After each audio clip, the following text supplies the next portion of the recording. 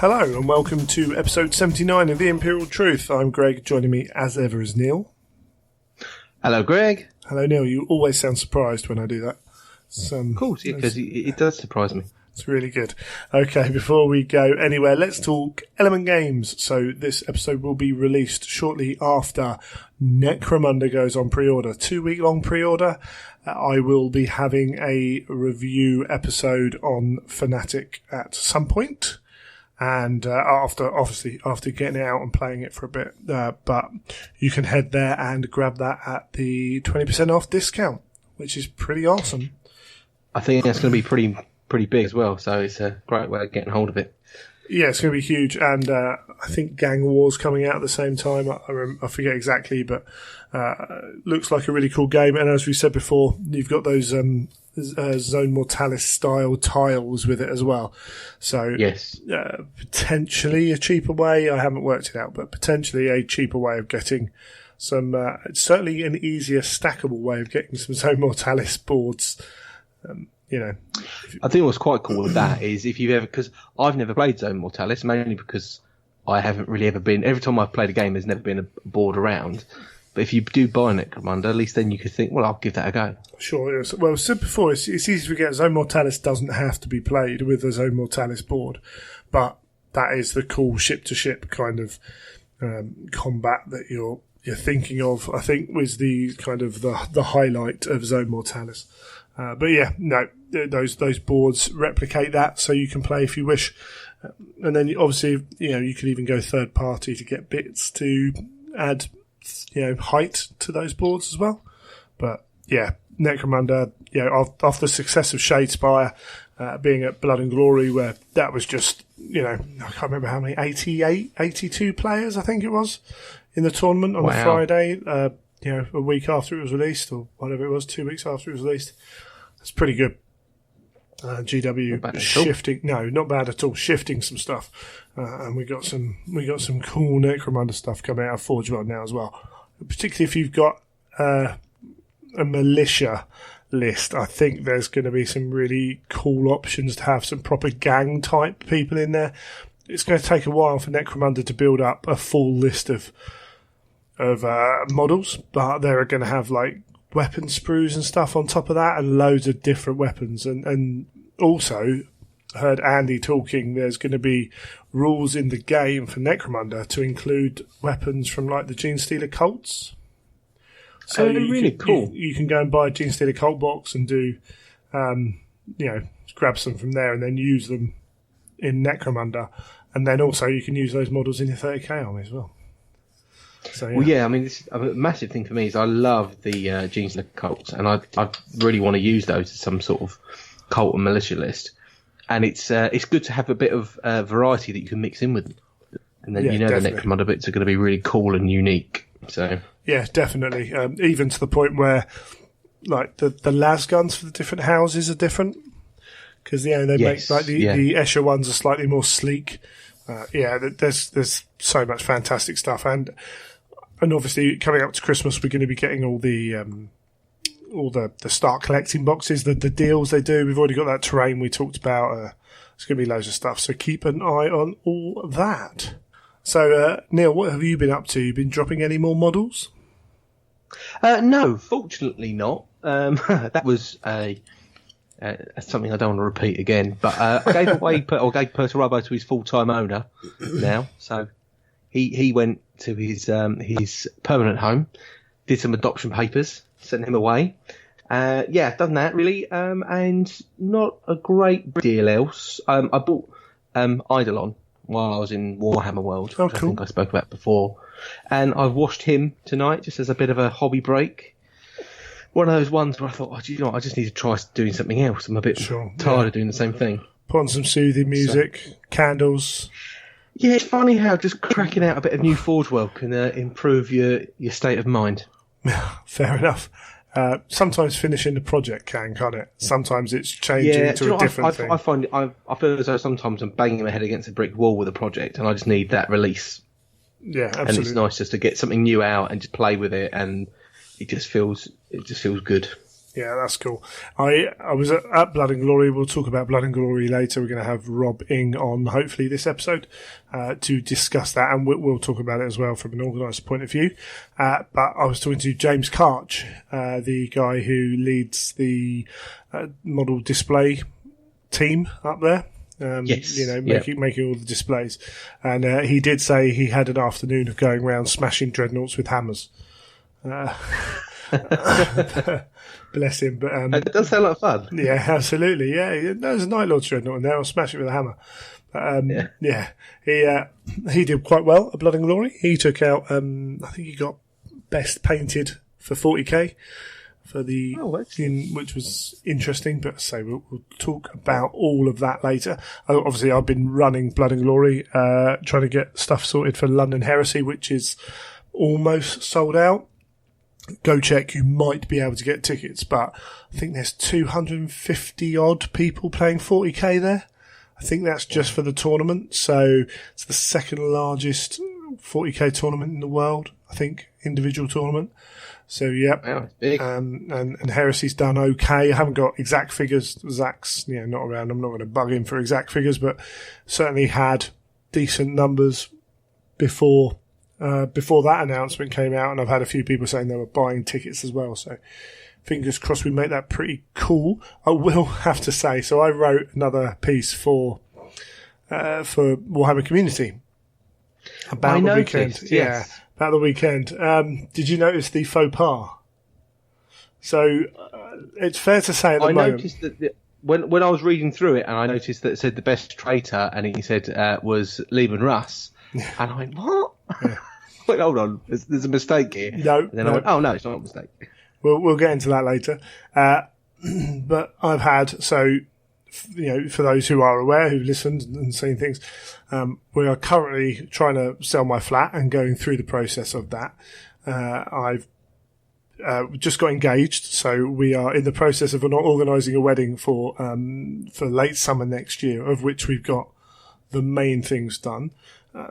Trying to buy a house as well, plus trying to organise one event, one pack for an event, and various other stuff going on. I managed to get my events muddled up. So in that talk, it talks about Coloranth 6, and Coloranth 6 is actually part of the setup for the London Heresy.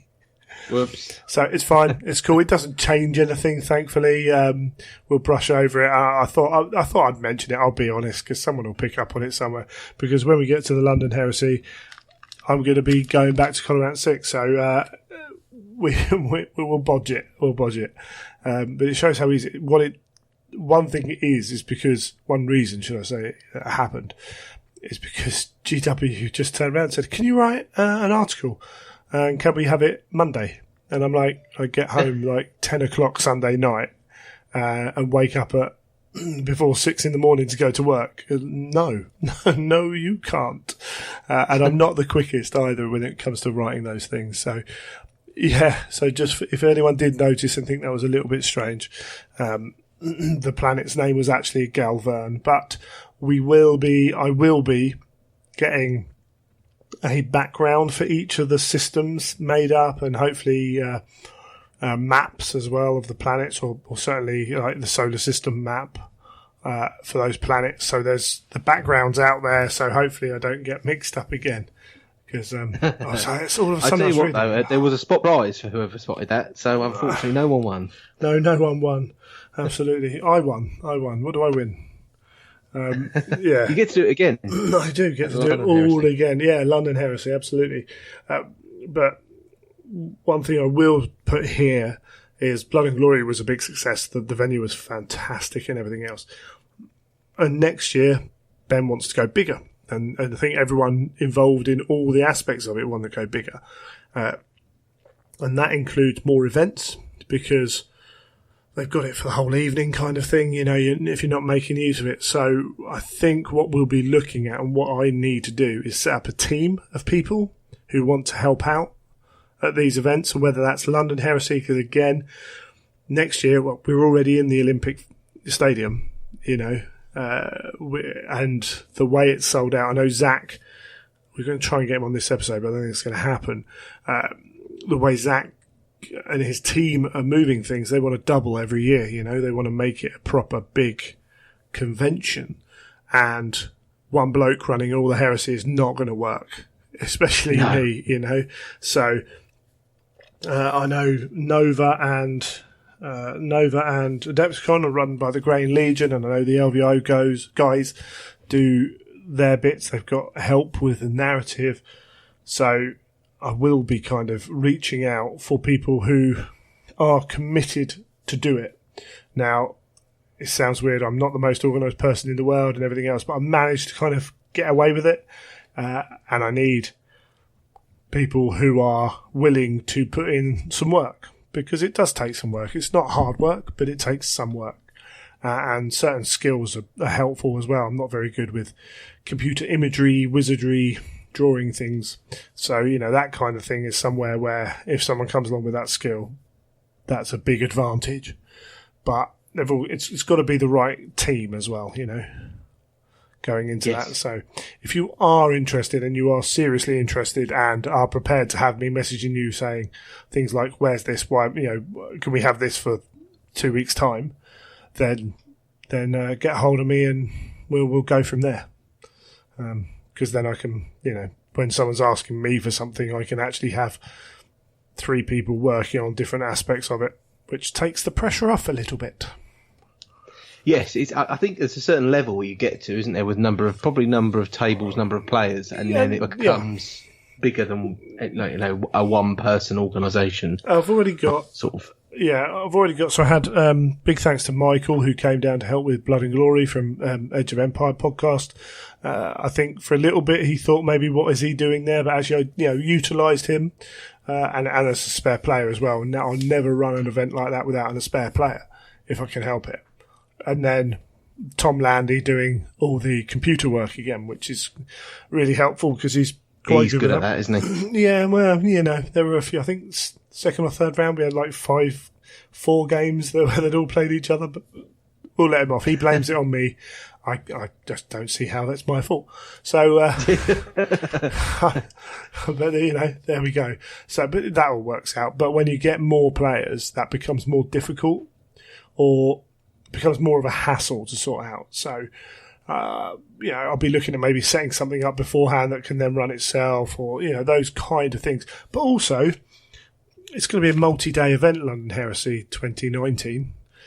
Probably going to be a 3-day at least event, maybe a 4-day event. We're going to want other events going on. I don't want to run events for 4 days, not every day, all day for 4 days. It's not going to happen. But also, if we're playing Saturday and Sunday, why can't we have a 1-day, Victorious Vengeance thing going on some tables whilst the people who are there for 2 days are playing their event, It'll be really cool. This is what happens in the Americans will know. Anyone who's been to Adepticon will know that there's so many events going on there just for Heresy, because they've got such a good team working it out. They put all that effort in. They know it's good for them. They know what they're doing. They've been doing it a while. So I think that's the next step. And we talked to Pete from 30k Frontier last episode. They stepped it up. We're going to talk in a second about Surrey Spartans, and they've stepped it up. All that can happen as well, and it's gone beyond me, which is good, because it should go beyond what I can do, because I'm not that way inclined. But we'll try and improve anyway, going forwards. Always moving forward. Yeah. So, do we want to talk about the Surrey Spartans? Yes, yeah. Let's just quickly go through that. So, the game club that actually is probably the closest distance from my house is running an event, and let me get the details. Man looks thing up on internet. Indeed. I don't know how many of our listeners are actually fans of Mark Commode's Mayo and Commode's movie podcast, but if you like films and you don't listen to that podcast, it's fantastic. So there we go. But yeah, the Spartanax something. Spartanax. Just trying to do funny things on my computer. The Spartanax edition. Yeah, and they've taken the pages of the books which are out there and have been out there for a while now, and they've done a really good job. I haven't actually delved into the pack huge amount because I'm not 100% sure I'm going to be able to go. I think, in fact, it's either that weekend or the weekend after I'm going to be playing Age of Sigmar up at GW. But 3,000 points, 5 games, £30. It's not a bad price. Narrative. Yeah, I mean, I'm trying to make an appearance on that one, mainly because it is so unbelievably close to me. Absolutely, that it would be rude not to. I'm definitely going to try and get down for that one, and hopefully have the Night Lords ready. Yeah, in time. It is something potentially I could go up and come back. I mean, it's still an hour and a bit, but that's not too bad for one day. To drive up and drive back in a day. Yes. It depends how late I want to stay. I think I can drive there in between 5 to 10 minutes. Cool. I'm staying at yours then. Sorted. Spare room. Indeed. Well, I'm not jumping in your bed, that's for sure. So, I mean, they're open Friday night as well, which is quite cool. Full-on narrative event with the Spartanax cluster that they made up. A bit of painting awards as well. Terrain, bring a single piece of terrain. And then they've written a fair amount of lore. I'm going to call it lore, they call it fluff. The only thing that put me off was no Questoris Knight household. I was like, I could just get the knights done. I was speaking to one of the organisers today, and he mentioned that they've tried to slightly comp it, but one of theirs was no night houses. But I did think to myself, well, that's probably not the greatest thing to do, because there may be the odd couple of players out there that are night players that just instantly go, well, I'm not going in. Well, I mean, we're probably going to talk at some point about Custodes again, Talons of the Emperor with Custodes, because that was a potential issue at the weekend. And, a night household versus a fully tooled Custodes list. If you're not allowing night household, what's going to take it down? Are you, if you're not allowing night household, but you're allowing a full Talons with no issues, it's like, well, what's the difference, Yes, definitely, yeah. Because, again, the only difference is really, and I kind of understand, is a night household is inherently built with knights, which could cause problems. Whereas a Custodes it's almost like you have to take them, don't you, in a night household? Exactly, yeah. Whereas a Custodes list could be written in a nicer way. Yeah, and I mean, I think the only thing they've done for that is they don't get to re-roll failed invulnerables for the shield captain or the tribune. But I'm like, what? That's a pretty minor thing, actually. I mean, it is. Don't get me wrong, that guy can be pretty offensive, but when you look at the whole list, and this is where comping is such a awkward thing to do, because as soon as you comp someone's army and you miss other armies, why can't I take this when they can take that? And hopefully people There's always then the next thing that is the next hardest thing that everyone complains about. Yeah, absolutely. And you're always going to miss stuff. Hopefully everyone goes with the right attitude, but sometimes it's a little bit, well, I wanted to bring this, and it's not too bad, but you've automatically banned this, or what have you. So I'm not saying, hopefully it works out, say you get the right people up there, it'll be fine. But yeah, there's lots of stuff going on in here. They've got stratagems you can purchase as you go through the weekend, relics. They got different tables having different rules, different weather conditions, and then the list of all the events, with the Zone Mortalis stuff in there as well. So more and more tempted. 30 quid's not a huge amount of money. I think the key thing I think is relatively cheap, and if you're in the air, if you live not too far away, it's probably not a bad. If you're free that weekend, not a bad little thing to go to. If you're travelling all the way from Glasgow, maybe there might be something closer. Well, this is it. How many events are there in the south east of England, full stop? And how many events are there within an hour and whatever of where I live? I drove all the way down to Portsmouth for a day event, which was an hour and 45. This is 20 odd minutes closer, and 2 days. So, yeah, we'll see. I might have to jump on that one and Was it? It's easier to ask forgiveness than permission from the missus. Yes. So we can do that, I'm sure. Groovy. Anything else you wanted to talk about before we go? Was painting?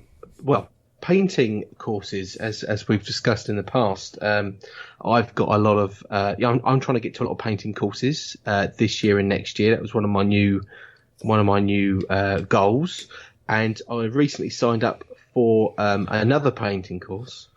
I can't seem to help myself at the moment, so I'm going to.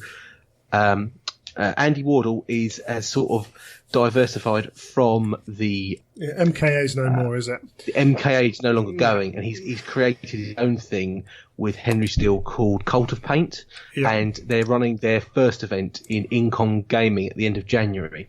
So I've been talking to Andy for quite some time about how to use an airbrush properly, and I don't really do it. I don't really use an airbrush properly, and I don't do much weathering, and I'm not very good with transfers. So I said to him, do you know what, I'm going to come down to one of your events. And he said, well, I recommend this one because it's probably the best one for you. And so I'm signed up to that for the end of Jan. Yeah, end of January. Yeah, I'll be in the LVO while you're doing that. Yeah, that looks cool. I say those guys, whatever reasons, they've gone their separate ways, and then these guys are doing the Cult of Paint, which is groovy. We talked about these, haven't we? We'll talk about what you learn from it when you come back. Yeah, and I think the key thing for me is, we've spoken about these courses a lot, and how you see a lot of that style appear at tournaments, etc. But there's things in there that I'm sure I'm going to take away from it, and I felt, it's not a bad price either. It was £105 for the 2 days. Yeah, that's not too bad. I thought that was pretty good value. And how much for a hotel room? Well, that is the other issue. It's always the travel. But I did look at the distance and thought, if push came to shove, I could do a long old stint driving. Recently I booked a hotel room for my office Christmas party. Actually, it was a travel lodge, and it was £30 for the night. Bargain. So I just thought, oh blimey, if you can get hotels, that cheap in advance, then sometimes it's worth just saying, well, screw it, I'll book that hotel. For the sake of that, if you can get those prices right, for the sake of what you're doing, it's well worth it. You have to just be sensible. I know London Heresy, one of our guys, they booked a room for 3 of them, staying right near the venue, literally like almost on site. And I think it's almost double the price of the room that I paid for a few miles away. I don't drink, so that is a really big help.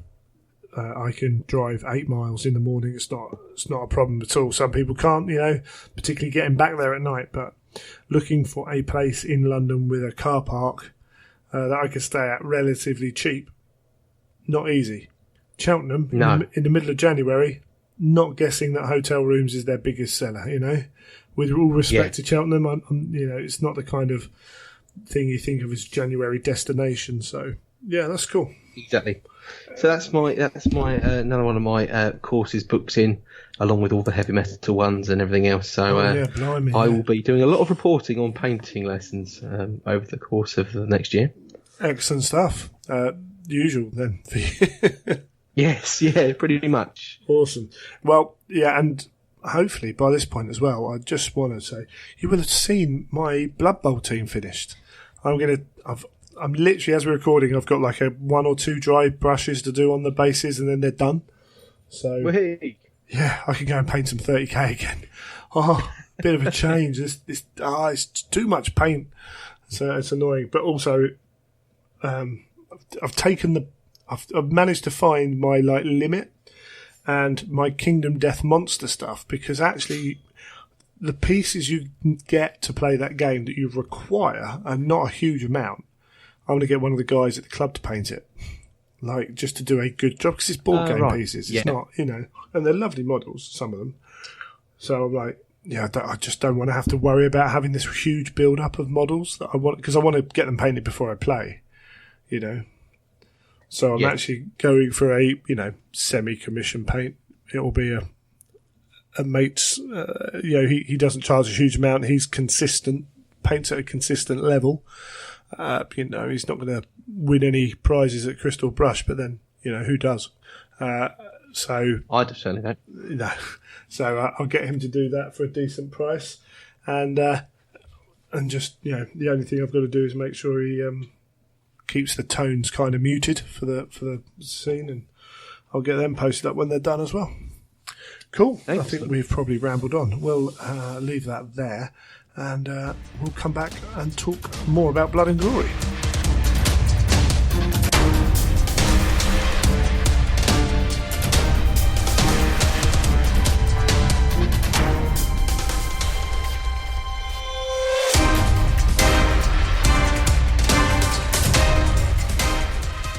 Joining me now, we have Rob, and we've been following Rob's journey into Horus Heresy, which, the beginning part culminated in Blood and Glory. Good evening, Greg. How are you doing? I'm good. You? Yeah, steady away. Excellent. So, obviously we've gone through you building your list and trying to get to grips with the modelling and the army list building. Yep. How was that in the build-up to the events? Quite difficult. Probably more difficult than anything else I've written lists for. Purely just an attempt at self-moderation and not putting in all the horrible things. Trying to sort of stay focused on its narrative. It's not a winner and a loser. It's not a tournament. It's not a Swiss system. It's not trying to end up on top table. It's about taking something thematic. So that caused me quite a bit of head scratching and, does that go with that? Does that go with that? But I got there eventually. I did it up wrong for sending it in to you, but I got there eventually. It's all good. Yeah. Did you have any last minute changes? Or were you set? No, you had your list. I was set. It was bought, it was built, it was painted, it was in a case. I think the only last minute thing was a couple of weeks before I realised I'd forgotten objective markers. So jumped on a bus to the local GW to pick up some stuff to use for them, and that was that. Excellent stuff. That always helps if you can keep to plan. Makes things run a little bit smoother, which is never a bad thing. And you got it all painted in time and... Yeah, got it all done with about 3 weeks to spare, something like excellent. that. So I managed to just put it away. I just put it away then and thought, I'm not going to faff with it. Just leave it. It's all done. Just try and find things like templates and rule books and tape measures and dice and stuff that I haven't used in about 5 years. Yeah, absolutely. Sure, that's it's all part of the fun. Excellent. So, Blood and Glory. I mean, how was it arriving? Settling in, how long has it been since you've been to a large Warhammer event anyway? The last event I went to was the ETC in 2012, so that was July 2012, so we were pushing on for over 5 years, easily over 5 years. Fair enough. So it was odd. felt quite strange, kind of jumping on a train and paddling off somewhere with a big figure case and my rucksack full of clothes and whatnot, and but it was good. It was good. Found the venue no problem. It was about 100 yards from the station, which was about another 100 yards from my hotel, so nice and easy. And I managed to catch the end of the Friday night Shadespire event. Oh, excellent! And actually saw that being played out in the wild. Cool. Yep. Yeah, that was entertaining. I'd probably jumped to the pub by then because we'd had a very long day. And as soon as our games finished, kind of went, I need to go and eat. So we did that. We bailed on that. Yeah, it was about 8 o'clock when I arrived, something like that, 8:30. So how was it on the Friday night? Did you meet anyone that Friday night, or were you... I bumped into a few people that I know, Sure. A few guys from head office that I know, had a bit of a natter with them, but because of their travel arrangements, they... disappeared off fairly quick, so I just kind of milled around and went to the seminar. Oh, right, excellent. How was that? It was good. First GW seminar I've ever been to. So it was my first experience of them going, this is coming, and being forthcoming with stuff. So it was enjoyable. Liked it. Excellent stuff. Yeah, it's something, future events, particularly for Blood and Glory and probably London Heresy going forwards, Friday night might become more of a thing. That's something I was aware of, that it was very much kind of not a lot happening except a little bit of setup. And if you're new in a scene, it can be helpful if that Friday night there is something going on, just to help to introduce you to the people who are going to be around you. Yeah, definitely. I mean, I know Ben Curry who organised it, so before the seminar, I was giving him a hand shifting a bit of furniture and some mats and some of the innumerable Citadel woods that he'd built and stuff like that, helping him shift stuff about. But that's always one. If you are at any of these events that aren't in gaming centres, then if you're there early on the Friday, then chances are your help will be appreciated. Mm-hmm. Because there's a lot of lugging around a lot of the time. I got away with it at this one, which is they want half. But it's all it's nature of the beast, unfortunately. Okay, so going into first game Friday, what was that like? First game on the Saturday, against it's quite strange. It's the only event I've ever been to where I can remember off the top of my head everybody's name that I played. the kind of social element of it, and the kind of player-to-player engagement, that social contract, as I think you've described it a couple of times. It was immediately so much stronger than any other event I've been to. Sure. So I played a chap called Rob Hoyle with his Mechanicum, and on the way to the table I said, "You'll have to excuse me. You're playing Mechanicum, from what I can gather, you spend half your games explaining what your army does to other people. Playing me, you're going to have to explain what my army does as well." So, if he was a GW staffer, I would have chalked it up as an intro game. But no, top chap, brilliant game, loved it. There was quite a lot came back, forgot quite a lot. That's a recurring theme from the weekend. But there was quite a bit of stuff came back quite quickly, so it was only, I think, turn 2 we were managing to progress the army. Sure. Progressed the game quite well, and the amount of stuff that I've listened to and watched on YouTube, I wasn't actually that confused by his army. I think I knew more about his than I did about mine. Fair enough. So, quickly before that, did you get many opportunities to play before coming up? No. Okay. No, my dice bag was sealed up from Poland ETC 2012 and was opened up on the Saturday morning. Cool. So I'm going to make a suggestion now that if you're going to an event, try and play your army beforehand. Yeah. I mean, luckily we had a really good group of guys, but it's only going to help. Yes, I was conscious of it potentially being a sticking point, but actually after that first game, there was nothing that I didn't know that actually sort of had a detrimental effect. If you know what I mean, there was nothing that stopped the to and fro of turn on turn. So, but for London Heresy, I'm going to attempt to get some games in before I go. Excellent stuff. Yep, and 7th edition's been around a while now, so it was just a case of getting back on the bike. Yeah. Excellent, and that helps, because there is a lot to learn if you're new. There's a lot to remember if you're old. Yeah, definitely. If you can remember different editions. Yes. There was one point when I think it was Rob who actually I was firing my Sikaran, and he was like, "Oh, you got a heavy bolter on there. It's a defensive weapon." I was like, "What edition are you playing?" I was like, "Hang on, that's 5th ed, or is it 4th?" Yeah, something like that. So we were both confusing each other, but no, it's a great game. Yeah, I don't know many players who've been around a long time who don't confuse an edition every now and then. Yeah, it's nature of the beast, particularly when they had fairly small changes between edition, makes it even worse. So. Yeah, and that's going to happen, and people are going to forget rules, and experienced players are going to have to suddenly look at the rule book and say, "How does this work again?" Things like psychic phase. Did you have to deal with any psychers? Game 2 I did. Sure, we'll talk about that. But that's something that not every Heresy player is completely au fait with. Oh God, no! That was the thing I was probably sketchiest about. I was like, I've read through it, but it's not gone in. Yeah. I have no idea how this works, so I was hoping I didn't get any Thousand Suns. You weren't the only one that was trying to work it out.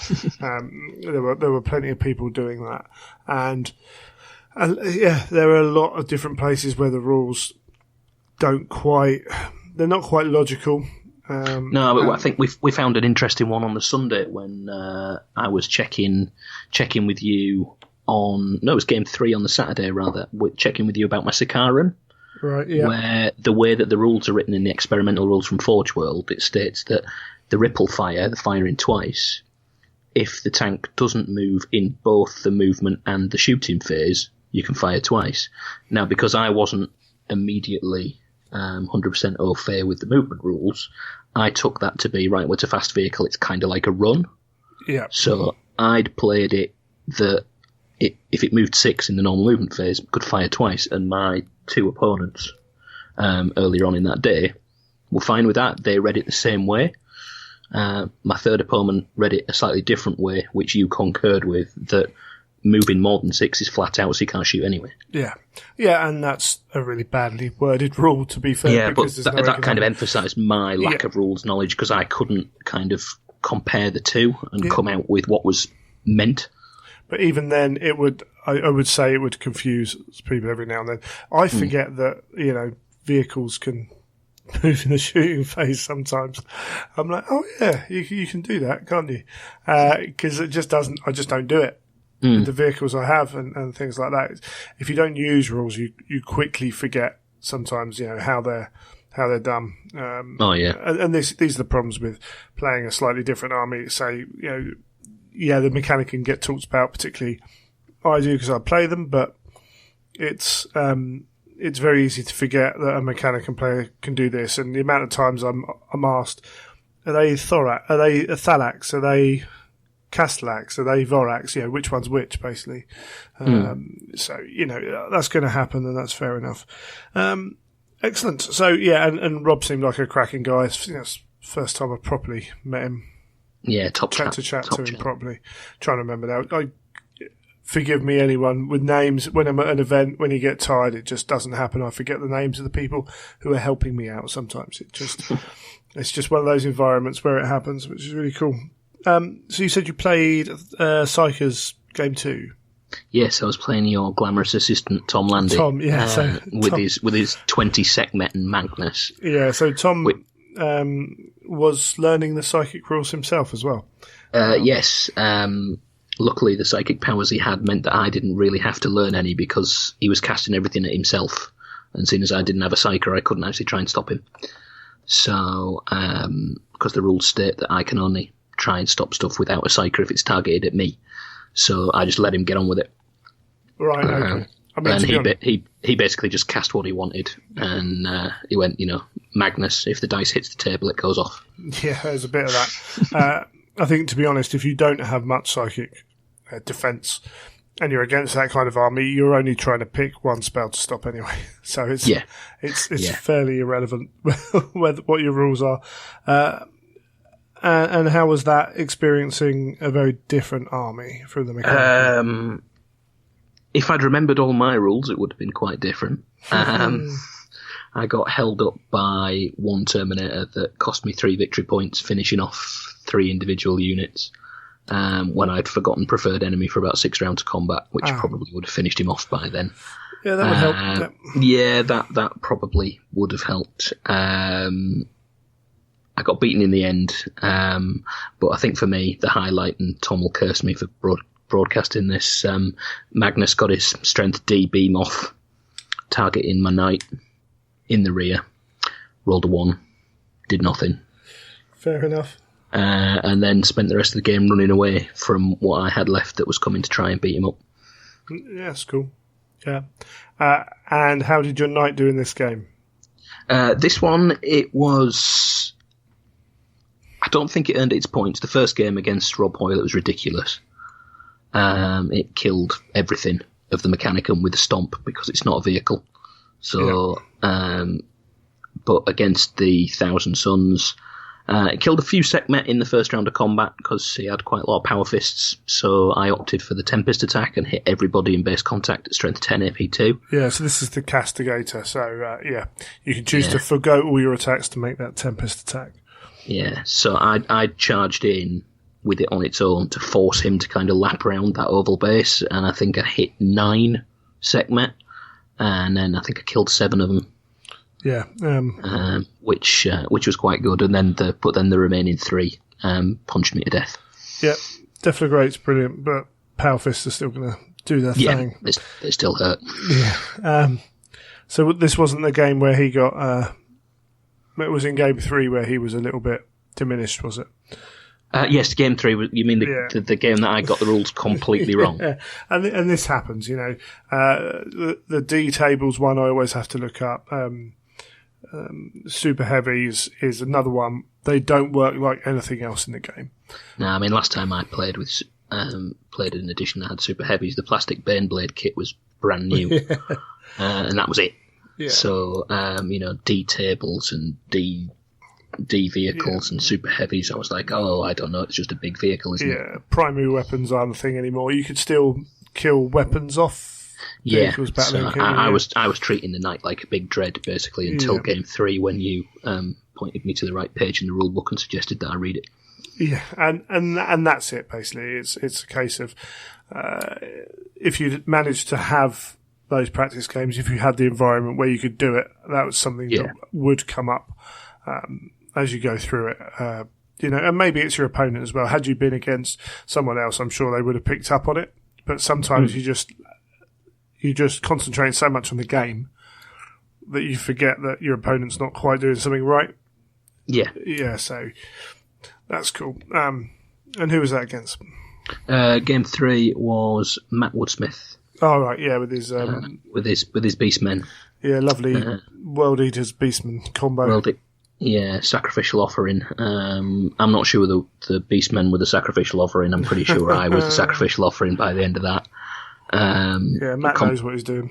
Yeah, he completely pulled me apart, left me with bad choices or really bad choices, and I paid for them. Yep. I didn't get anything I wanted into contact or shooting at what I wanted to. He had complete game control from turn 1. Yeah. So there wasn't a great deal I could do other than try and sort of fight a rearguard action, but I got taken out completely. That's cool. But Matt's a great guy to play, isn't he? So, it was a really good fun game, and it was in the exact spirit that I would hope that the game was played in. I just came off worst. That's fair enough. Okie dokie. Should we move on and do the games 4 and 5 and then have a match afterwards? Who'd you play number 4? Game 4 was Sam Shaw, another Mechanicum list. Yep. But no Zero Cortex Mechanicum list, so the snazzy Arcus was pretty much pointless. Very Thalax heavy, quite combat. He had a big Universer axe. Yeah. He tabled me. He had the Knight Acheron, so we thought, right, well, we'll have a Knight off here. And the Acheron charged into my Knight Castigator and just tore it in half in one round of combat. Lovely. Completely ripped it apart. So I charged it with a unit of Grey Slayers, thinking I'll glance it out, because again I hadn't read all the table. I was unaware that super heavy vehicles always explode, no matter how you kill them. So, got that last whole point off with a glance. I thought, that'll do. Brilliant. Glanced him out. It'll just fall over. No, it exploded and killed 9 Grey Slayers. Oh, lovely. It didn't scatter for you either. No, I didn't. No, it just scattered. I think it scattered 1 inch towards me, I think, and got more. But, it was alright. It was thematic. The knight goes down, the unit jumps in, punches it to death, few die. Excellent. Again, good fun game, but I got completely tabled. I just got torn apart. Really hit home how hard Mechanicum characters can be. Yes, they can. You think of Marine Praetor, Master of the Legion, Bolt Astartes Commander. These robot fellas wipe the floor with them. Absolutely wipe the floor with them, these robot fellas. They can do. They can just die to the first attack as well, which happens quite often. But, I've heard of yours dying to bolt pistol fire, I'm pretty sure. Dies to everything. But it's all good fun. Yeah, he had a quite cool army, actually. Loads of Thalax, very manoeuvrable. Yeah, he was jumping around all over the place, hitting me with lightning guns left, right, and centre. Yeah, and you had a quite compact army, didn't you? That's one way of putting it. Yeah. Yeah. So that's always going to be potentially, if they play it right, it's always going to be hard to chase down. Yeah, but I just played it thematically once it had gone so far, and thought, right, well, I'm just going to chuck stuff in and jump into combat and do what the 6th would do and try and take them with me. Cool. Okay, who was up next? And then game 5 was against the reserve, Mr. Bottrell. Oh, yes. Of Edge of Empire, because the Thousand Son, Emperor Children chap had overindulged on the Saturday, so was in no fit state. Apparently it was from the Friday night to start with, I heard later. So, yes, he was well and truly on it. Unfortunately, the Sunday was not a good day for him. So Michael stepped in and Michael stepped in and we had to make some changes by about turn 3 or 4 because I think I'd killed everything of his. So we just started bringing it back on, brought all his stuff back on, and he then spanned 3/4 of my army in one turn of his. So then we brought my stuff back on. Only counted it for VPs once. Yeah. We just had a bit of a laugh, just chucking units at each other, and to be fair, it was a good learning experience for me because it was pressure off. It was like, right, hang on, what's going on with this? If it dies, it doesn't matter. It's coming on again next turn. Yeah. So I kind of stumbled across like turn 2, and it was like, oh, this game's going to be over. And it was like, well, just do whatever you want to make a game of it. Because I think he had Damocles, 2 Mark II Land Raiders, a Spartan, Cestus, some Breaches, and some Suzerain. And turn 1, my Castigator walked up, shot the Damocles off. Spartans opened up, took 1 Land Raiders off. Arcus opened up, took the other Land Raider off. Then the other Spartan opened up on the Suzerain squad that had been forced out of the Land Raider, took 3/4 of them off. And then he had his turn 1, and it was like, oh God. And then turn 2, the Castigator charged into the Spartan and chopped that in half. And by that time, that's when I came to see you, and I was like, what do you reckon we should do? Should you bring stuff back on? Yeah, all right then. And I went back and said, yeah, we'll just chuck everything back on. So, yeah, it was a good fun game, no pressure, just having a laugh, just rolling some dice, throwing models at each other. Excellent stuff. That's it's all good to hear. And yeah, that's something with the events, if a game's going to be over in 40 minutes, that's no fun for anyone. You can note it down and play the game how you want, really, because it's not a tournament. There's no kind of significance to your game on anyone else's in that respect. You can just have the game, a fun game. That's the idea of the event anyway.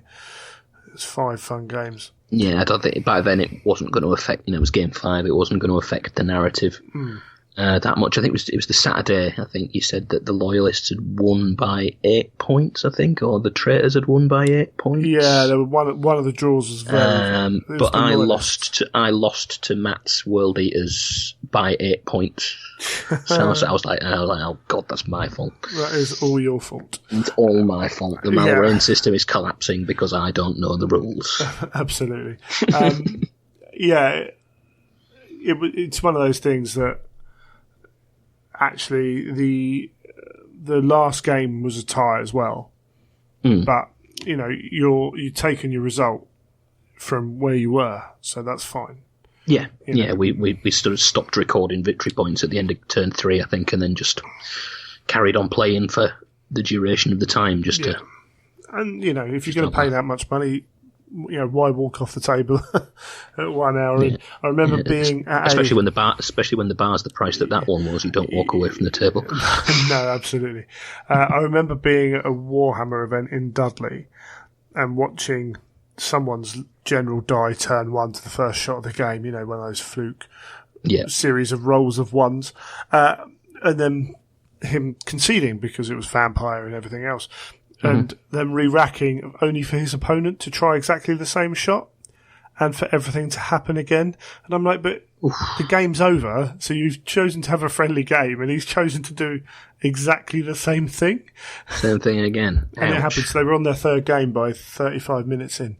Wow. But it's just like, if you're having fun, why are you doing the competitive kind of option? You know, if you've agreed to have a fun game because you've just done it. Definitely. I mean, 35 minutes for 3 games. I can think of a few people on the tournament circuit that game was definitely not including. No, absolutely. I don't even know if they moved any models. You know? If you're coming to one of these events, then the idea is, I want people to have 5 fun games, if possible. Yeah, you pay your money. We pay enough money for the soldiers. Yeah. People put that much effort into time and getting their armies ready. Then you want to have your 5 full games against 5 good opponents. You know what I mean? And I wouldn't call myself a good opponent from encyclopedic knowledge point of view, but I'd like to think that I can engage someone across the table and we can have a laugh for a couple of hours. You know what I mean? Absolutely. Yeah. So how did you find it as you progressed through that weekend? Loved it. Yeah. Absolutely loved it. It was the exact atmosphere that I was hoping it was going to be. The games were in the exact spirit that I thought that I'd hoped they were going to be. That I'd got the impression of from what I've seen and heard and listened to. So yeah, it was everything I wanted. There was some lovely stuff on show. Beautiful building. Was great. Yeah. And meeting the guys that were there, we had 24 guys playing, plus Michael and me. And not a huge turnout, but a decent turnout for a Heresy thing. I mean, you got a lift home with someone in the end, didn't you? So you obviously made one I got friend. Lift home with Sam Shaw, who lives in Sheffield when he's not in Hong Kong. I didn't quite figure out the practicalities of that. Sure. But yeah, he just said, "I'll give you a lift to the station if you want to, if you're hanging around for a train." Well, that's excellent. So it's spot on, and it turns out he knows somebody that I used to work with at the York store, and cool. he's going to pop up and have a game at some point because he's only about 40 minutes from me. That's not too bad, is it? No. Yeah, that's good. And everyone else as well. There were, you knew a couple of people. Yeah, I mean, there was Tom Stallard there from the Geno, who I knew his voice.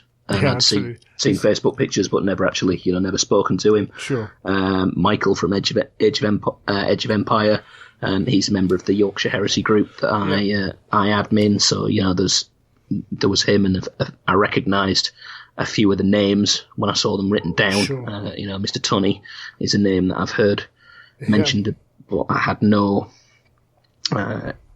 face to put to the name. Sure. Yeah. So yeah, it was kind of like a joining the dots of, oh, right, that's so-and-so. Oh, right, yeah, that's that. So, yeah, it was good. It's brilliant. Excellent. And has it spurred you on for more? Yes, definitely. Came straight home and booked ticket for London Heresy. Oh, excellent stuff. And then looked at London hotel prices and only just woken up. So, not quite sure what's going to happen there. Might see if I can find someone to dig down, a mate to dig down. We're down in London, but... Yeah, I must admit I did the same. Because I drive, I've got a hotel that's...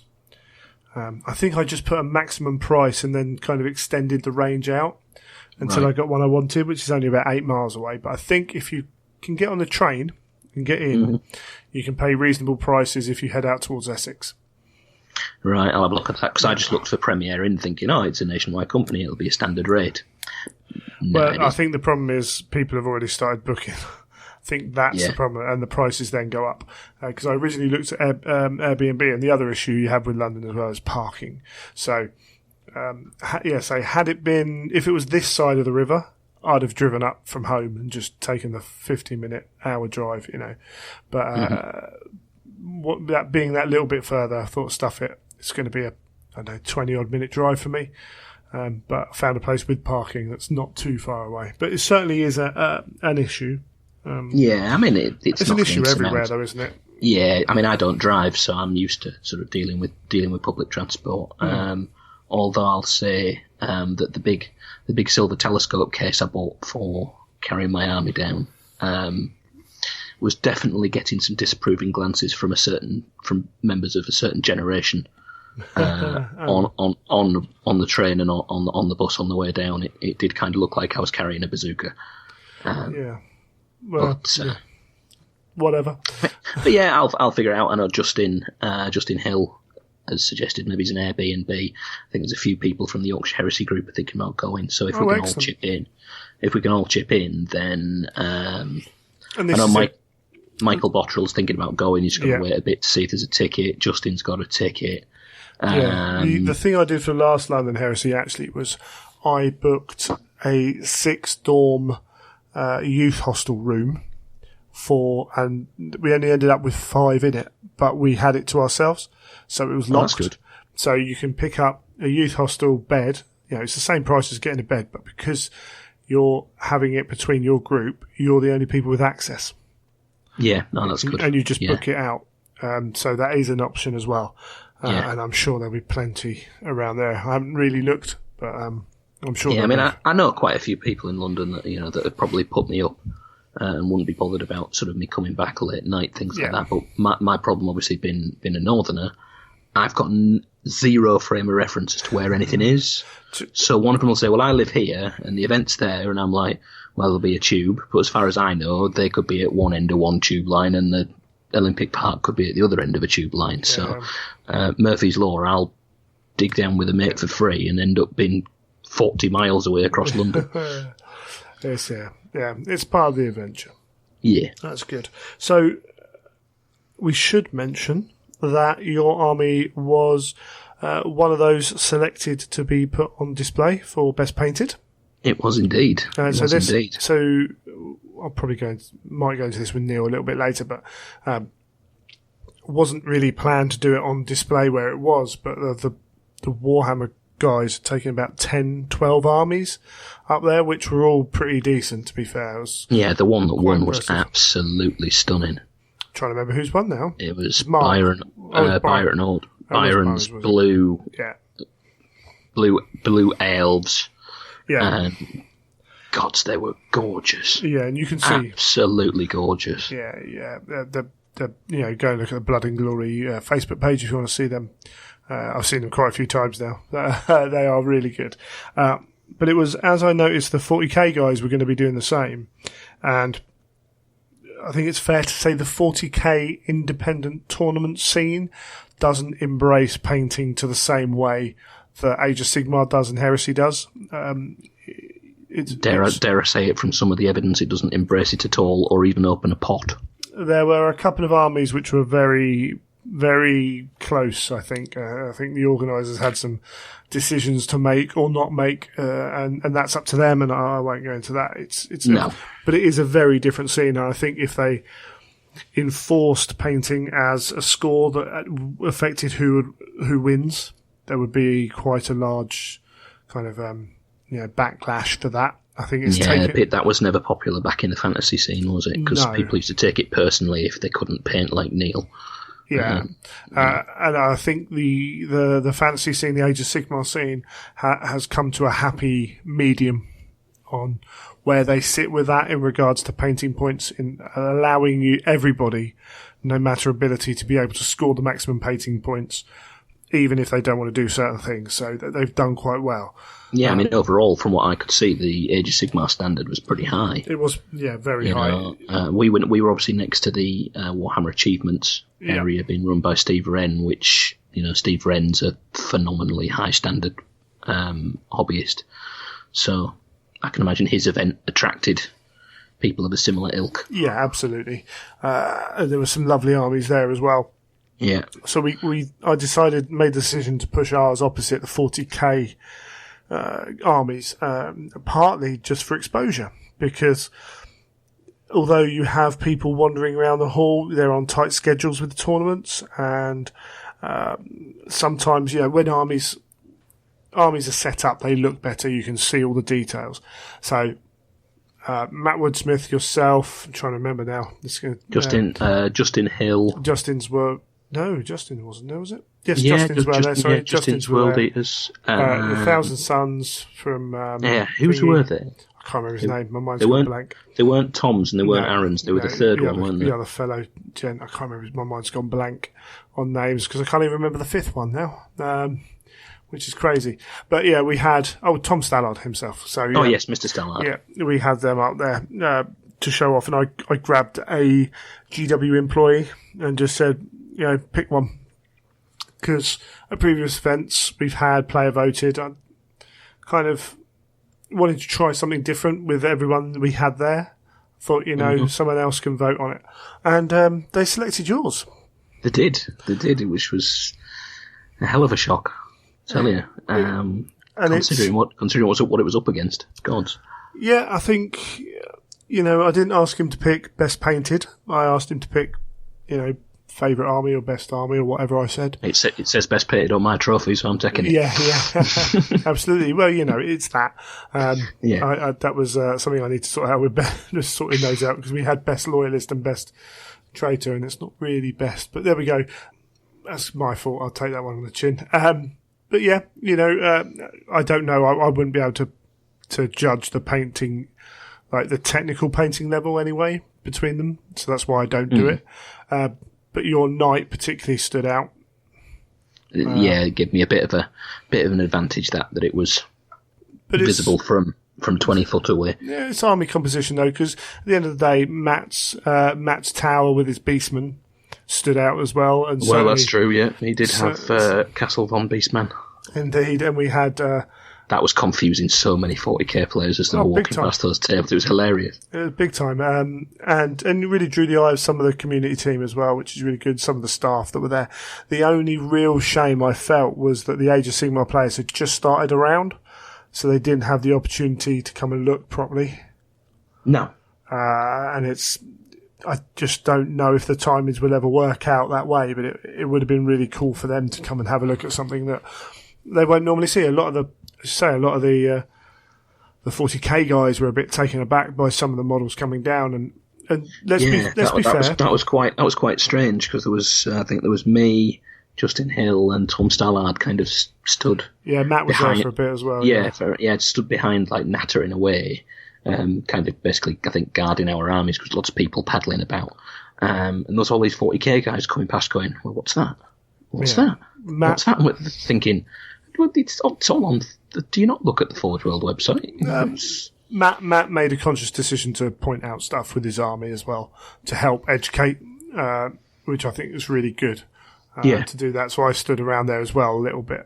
And there were, I think, 6 armies chosen for 40k. And to be fair, I think the winner was the Eldar army, the Orangey Eldar army, which was very nice. Yeah. My mate's was chosen as one of those 6. All right. And he paints well. But I think he would admit that out of those numbers, he probably shouldn't be in the top 6 at the moment, and he's trying to get better and better so he can achieve that. But he thoroughly did not expect to be in that top 6 because there were only 8-9 armies out of that 40k that you really want to put up. Mm-hmm. Well, to be honest, I wasn't expecting anything. I painted my stuff and I've done the best I can on it, but I've seen, you see a lot on Instagram feeds and podcast feeds and stuff like that. Neil occasionally posts something, and you see the standard is that high. I just thought I'd kind of blend in maybe if I was lucky. Yeah. So as we say though, there are lots of things we talk about with Neil a lot. Making your army stand out, making it. Colour choice can be huge, having a focal point for your army, all those kind of things. A good standard across the whole army, and then upping certain bits can do you a wonder of good in that environment.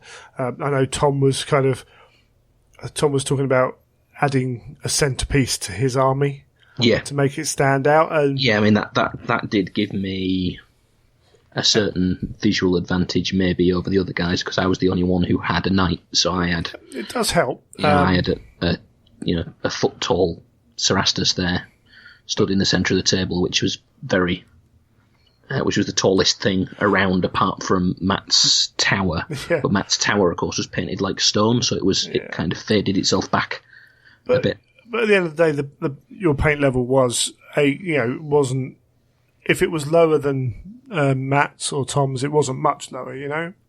So don't do yourself out of that. My only regret was I should have put up Imperial Fist player, and I can't remember his name either. My mind's gone so bad. Was that Tom Sargent?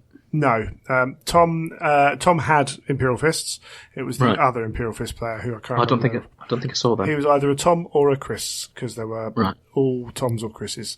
Or potentially a Jeff or a Dave. Yeah, but we had five Toms and 5 Chris's and 3 Toms. It was something stupid like that. So this is another. There is many Toms as there were custodians. I can't remember names, but yeah, and I should have put his up, and I apologise to him. Game 5 because I should have done. I missed it out.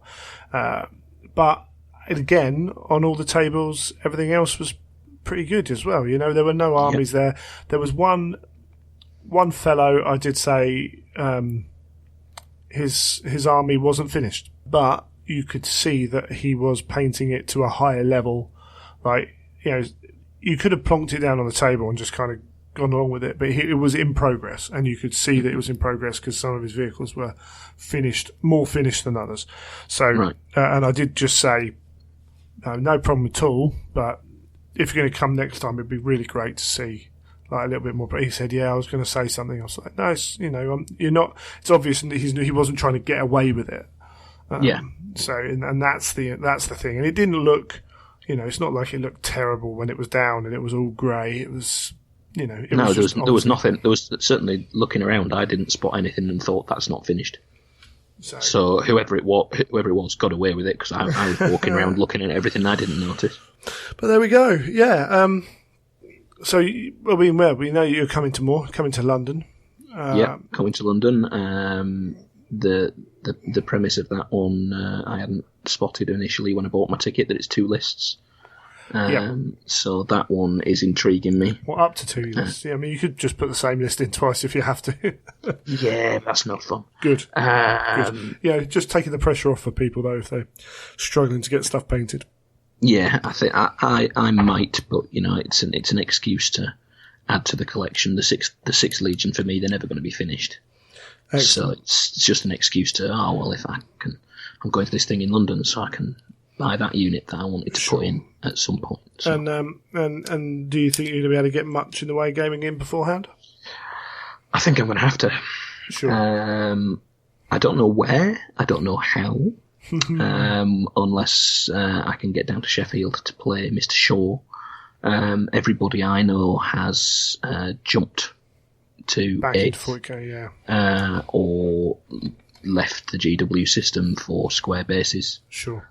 And not driving, it's a little tricky for me. Yeah. But and unfortunately, my local store is not keen on 30k, shall we say? Right. Okay. Yeah. That's a shame. So I can't pop into my local store on a games night and get a game in with anybody.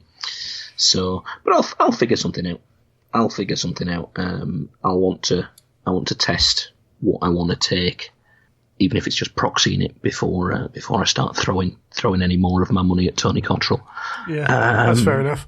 It's not cheap models sometimes. No, I worked out what I want. I've kind of had a look at the offensive and a defensive list for London Heresy and looked at the kind of difference between what I've got and what's on the paper, and then turned that into pennies on the Forge World website and gone, oh God.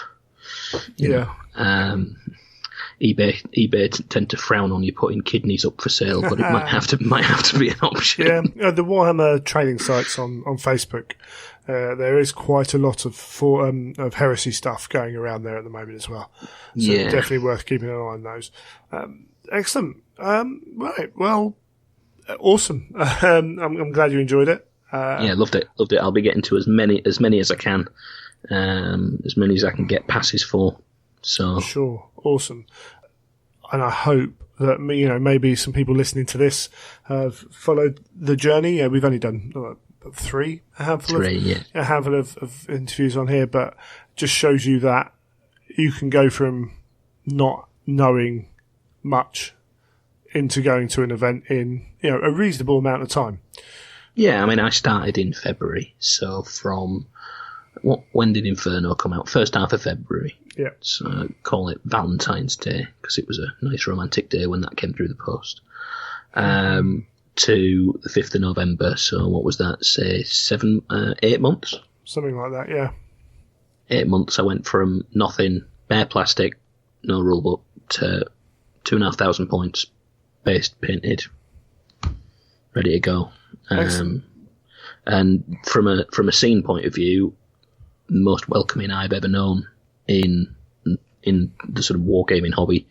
I'd urge anybody, do it, jump in. I've been pushing my mates who say, I can't do it, I can't buy all Forge World. I've been pointing out that Mars pattern vehicles are fine. You can get an entire Heresy army from Element Games or from in GW that's perfectly legal, and trying to push it that way.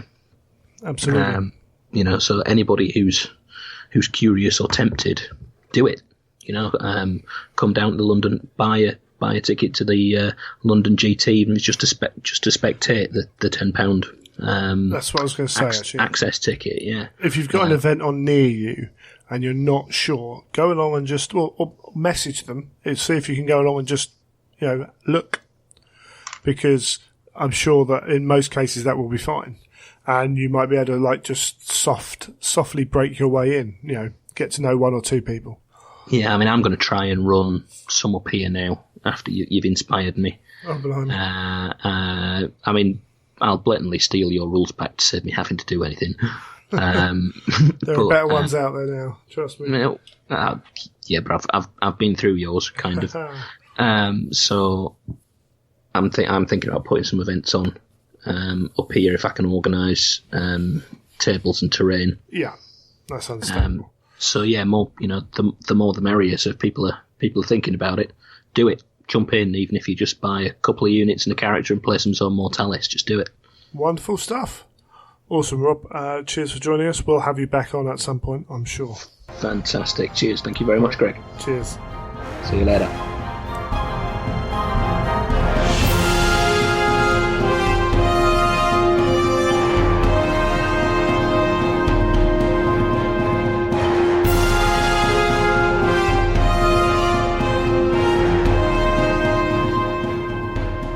Well, now we've had Rob on to talk about his journey through Blood and Glory. Neil and I will chat a little bit about it. It won't be a huge amount to talk about, I don't think, because the various bits have been done. If you've read the article for Warhammer Community, you get a vague idea, even if the details are wrong. So that's good. But yeah, we talked a little bit about it at the start, so forgive us if we cover old ground, but a couple of days before recording, sometimes you can forget exactly what you're talking about. It's just the nature of podcasts, repeating information. It's all good. That's what we do generally, don't we? Just keep repeating the same information over and over same again. old stuff in it. Yeah, Yeah. Just a loop. This is the 4th time we've used this recording. It's all good. So we were at Blood and Glory, organised in conjunction with Games Workshop at the Roundhouse in Derby. Nice central location for people, literally right next to a train station, which is useful. I don't know what the trains were like because I don't use the trains, so other people will tell you how reliable they are or how often they come in, but I suspect it's quite regular. It's right near. You would have thought so. Yeah, it's right near Pride Park, Derby's football stadium as well. So I can imagine that the links are good into there. Otherwise, it could cause problems on match days. And they had a match day on the Saturday. Didn't really seem to affect us, so that was good. Yeah, and I suppose the venue first off. So the Roundhouse, as we said before, it's an old railway turntable building, a roundhouse, and they even have the old tracks marked out going into it. And we were actually in that part itself. And as you can see from the pictures, if you look on the Facebook feed and what GW done through Warhammer Community, you can see a lovely old building, these wooden beams across and everything else, and an large open plan round area. And it looks fantastic. It was absolutely brilliant. One of the best places I've ever played Warhammer in. Simple as that. So very sort of, really good, the whole setting sort of it felt right, if you know what I mean. Like, because I've only ever really played games in clubs or in hotels, etc. Sure, yeah. Yeah, no, it was really good. It was quite interesting walking around, because every now and then I'd walk around, have a look at what was going on the other tables. And just naturally, without thinking about it, we use corners, we use identifying features to navigate. And then all of a sudden I'm walking around in a circle and I'm like, oh yeah, I'm back here. Oh, that's where we're playing. Because you're just walking around in a circle. You're not really paying much attention to where you are. That's made it quite easy to sort of, get in and out of, because sometimes, like when we've done London Heresy and things, you've got that one entrance in a long rectangular shaped room. So obviously that must mean that it's very easy to sort of weave in and out, I would have thought. Yes and no. There was a decent amount of room. They had probably set up kind of restrictions on what people can do, because they know people will encroach on them. But there was one entrance in, which was nice and wide. But on Saturday morning, they were registering Age of Sigmar and 40k at that entrance. So everyone who was coming in was queuing up in these two queues, unless you were playing Heresy. And then you got to walk past that and try and work out where you were supposed to be registering, which is a bit different. I possibly could have got together with the guys and organised that a little bit better, but it's a decent wide entrance, yeah, and you had that space round the outside to walk, plus between the tables. There was a little bit of space in the centre, but we had Warhammer TV there and areas set up for paint judging, things like that in the centre, but there was a bit of room there as well, and they didn't cramp it. There was plenty of space between tables and everything else. And because you're going out in a dial, you're going to be, like, the inside table is always going to be the worst. Yes. So it actually makes it better as you go further out. You get more and more room towards the outside tables of the spokes, as it were. Yes, I'm with you. So you do get plenty of room there, which is cool. Now, I didn't realise, but it's all part of, I think it's the college there. So out of that room, there's, to one side there's a library. Walk down past the library, there was the room where we played Shadespire, where they served the food during Saturday and Sunday, and then the building went off another direction again. I didn't realise it's quite a decent-sized complex. Even before you get in there, there's a security system to get in as well, which is, it's cool. It's what it is. It has to be for the amount of people they have going through there. But that all seemed to work really well. Really good venue. There were a number of hotels, very short distance walk. There was a Harvester right around the corner, right next to my hotel. There's another Mexican place, I think, as well. And you're on the edge of shopping retail centres, so industrial retail zone. So Sainsbury's was 5 minutes drive. There was a Subway up there around the football stadium. You can have eateries as well. So there's a lot local. That's always very useful, isn't it? Because it's always handy if you want to dive out for lunch, or at the end of the day you've got all those things around you. Because there's nothing worse than having to go on a mad mission to find something to eat, or there's one local place and it's absolutely swamped with gamers because it's the only place open. And to be fair, the Harvester was busy, but if you eat in the bar, you don't have to wait for a table. You just have, you just wait a little bit long for your food. That's fine. When you've got a bunch of guys and you're all chatting, you're all friends, that's fine. You just use that time to talk, don't you? So that all works really well. I think, potentially, we'll go into it now, actually. So one issue was, Ben was saying that when he came to the venue and looked at pricing it out and seeing if it was suitable, the food that he'd experienced, which he believed that he was purchasing, was one price, and the food and drink that was supplied at the venue at that weekend was a completely different price. It was considerably more. And that was an issue. You don't mind paying a little bit more to get alcohol in a venue like that. You don't mind if your pint's 50p, maybe a pound more. When it was creeping up a fair amount. I think it was £4.50 for a bottle of beer, which is starting to get towards Excel prices, those kind of places, isn't it?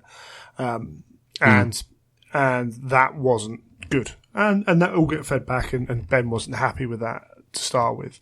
And the food, I just up north. yeah, absolutely.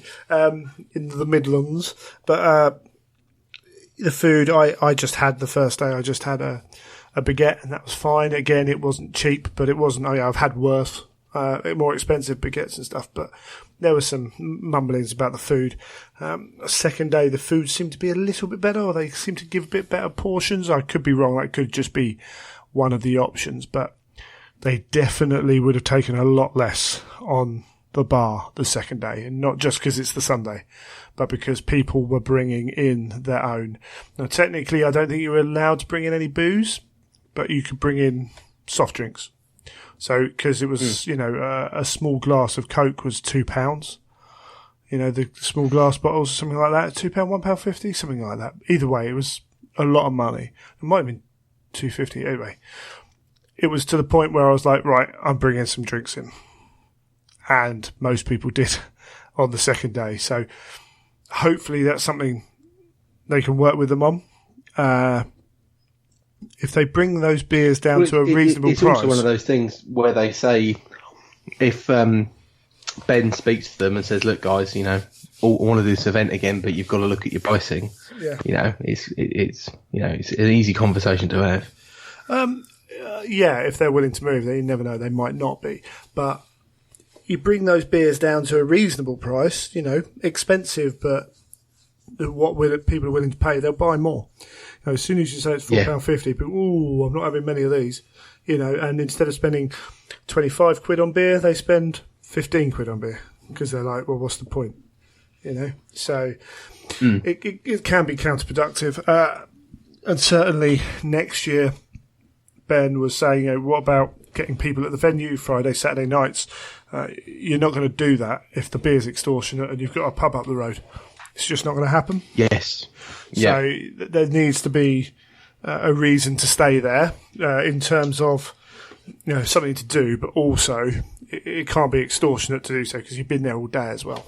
So on the venue side of things, I know that next year, because it was successful, the chances are that round room is going to be reserved for 40k and Age of Sigmar, or depending on how big they want to go, maybe one of those systems, because they can be that big. At London GT sold 250 tickets for 40k. Yeah, you'd fill most of that room with that. So fair enough. We're always going to be the one that kind of misses out, unless actually, you never know. Depends if we've got 30, 40 players.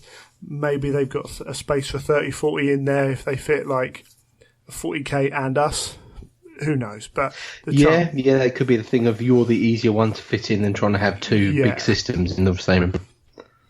It'll be interesting to see. So we've got the room we played Shadespiring on the Friday where the food is. Potentially that's a decent space. And they've got other rooms available to hire. They've got the parts of the library. I don't know exactly how that would work, but I think they could put some stuff in there potentially. And I don't mean like full-on gaming, but maybe as they go, because they're going to be a convention, maybe Games Workshop now make a number of board games. There could be room for those in there, something like that. And there's other spaces, but I don't know. I'm not involved in that side of things, but it'd be interesting to see how that goes.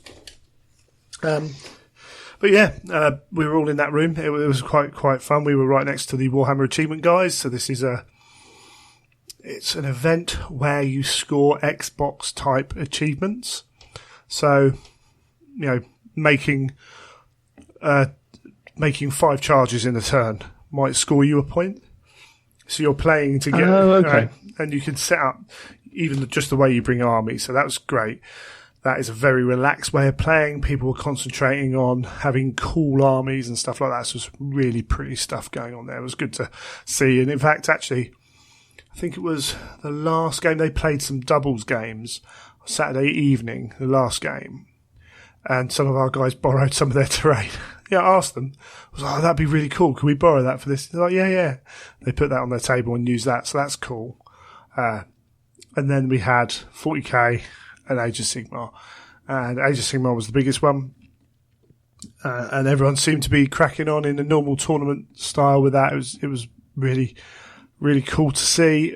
Lovely painted armies. And some I only got over there a little bit, but some real competitive play. The 40k side, some real competitive play.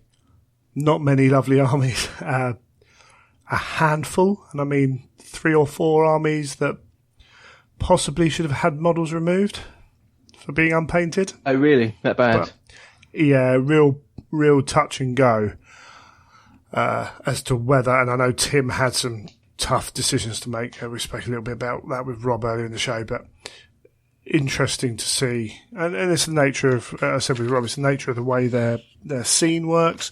It takes a while to build up a scene. You need, if you want to do it, and if they want to do it, you need a whole scene to work together. You need a whole independent scene, because you can't be the only one who really does that, because you'll get people going to other events. Or you can, but it will only ever be so big.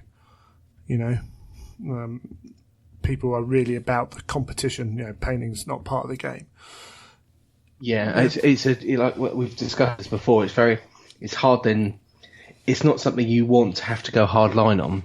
No. And start just walking around going, so, no, you can't do this. You can't play that.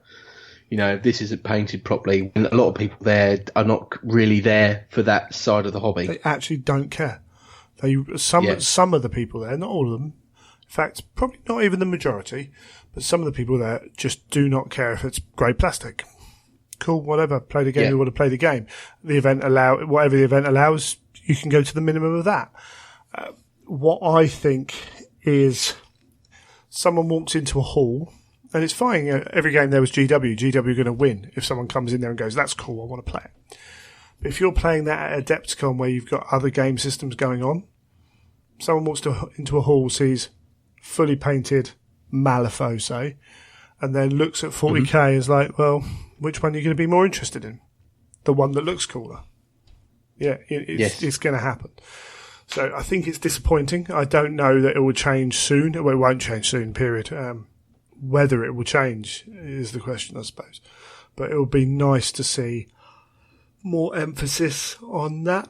And again, it's not about top level, ultra competitive gaming. It's about, painting, sorry. It's about having armies that are, that look good on the table. And that can be as simple as just colouring in between the lines. It helps a huge amount. But that's cool. Essentially that's their event. We were right next to the Warhammer Live table and the people talking on TV. So I had to kind of go off elsewhere to shout quite a lot. Although, to be honest, as the guy said, just, Warhammer Dan, one of the guys behind the screens on Warhammer TV was like, no, just crack on, mate. All adds to the atmosphere, I suppose, if you can hear me screaming over the top of it. But yeah, we had 24 players, a few new faces, which is always good. Plenty of old ones. The guys came down from Durham, brought some terrain with them, which was a real help, because I contacted Ben. I was like, can I just double check exactly what's going on with the terrain? And his answer was, yeah, it's all the stuff from Warhammer Fest. I was like, oh, that's not great. Luckily 40k had some dropouts. We managed to scavenge some, because we were sharing it with 40k, so we scavenged a bit more from 40k, some of the better looking stuff. A few woods. We started off with some proper line of sight blocking terrain. These are really functional, literally walls in the middle of nowhere. Okay. Which Element have for running 40k events, because they do a very effective job of blocking line of sight. So, you can't argue with that really. But it doesn't look amazing on the table when you've just got a wall in the middle of nowhere. You can get away with it once or twice, but when there's a few tables of them, it looks a bit poor. So it's always a tricky thing, isn't it, catering for the scenery? Yeah. We gradually faded them off as we went. Thankfully, as I say, the guys from Edge of Empire bought 3 tables worth down, so we managed to scavenge 3 and a bit of tables worth of theirs. I bought a table up from the club. Next time, if it's the same deal, I will put a call out and we will get more terrain up. And that will be borrowed from people, which is not ideal, but I haven't got any funds to do this, so I can't go out and build any myself. I'd have to talk to Ben about that, about getting some funds out of the event. and then it's storage and everything else as well. So it's That's a always tough one. So sometimes it's not the buying of it; it's the building, the painting, the storing. Because you've got to pay for that to sit somewhere for a year. If you're only using it once a year, that's a big ask. You know, it almost would be cool if maybe they got together with the London guys and kind of worked it together. You could use and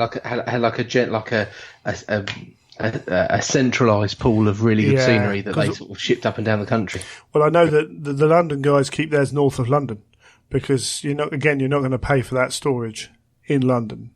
So it's a couple of hours out from where they were. Same with Adepticon. I think theirs is kept in Indianapolis or Indiana somewhere, or Ohio, one of the two. Like, you know, one of those places with loads of spare land. And then they drive it up. And spaces and warehouses everywhere. And so they drive vans down and they drive it in a few hours because you're not going to store that in Chicago at those prices. It's understandable, isn't it? So, yeah, we got round the terrain and you know, it was fine. It was fine. It can be better, and that's always going to be an issue. But we had we went the way of having the planned out tree campaign style narrative on this one, carrying on from First Blood, where the loyalists were on the front foot, and choosing missions out of various books. I can't remember exactly what we chose now. I should have written it all down because it was less kind of formulated. Although there was a formula to it, it was more organic in which mission we played. I didn't actually write anything down kind of at the end of it. I can remember bits and pieces of what we played. But we started off with a fairly simple kind of nice, easy, I think, was it War of Lies? It might have been something like War of Lies. That might have been the second game. Just to get everyone into the swing of things and start the narrative off for this one. And trying to match everyone up, the Custodes armies there. We had 3 Custodes armies. And we talked about this, and Chris Legg, who bought one of them, actually contacted me after listening to our talk about the Custodes and said that he wanted to tone his list down a touch. So he took out the +1 save on his Tribune, and there was something else. And I was like, yep, cool, no worries. And first up, I put him up against, I think it was Magnus, to try and have a go at him. And I gave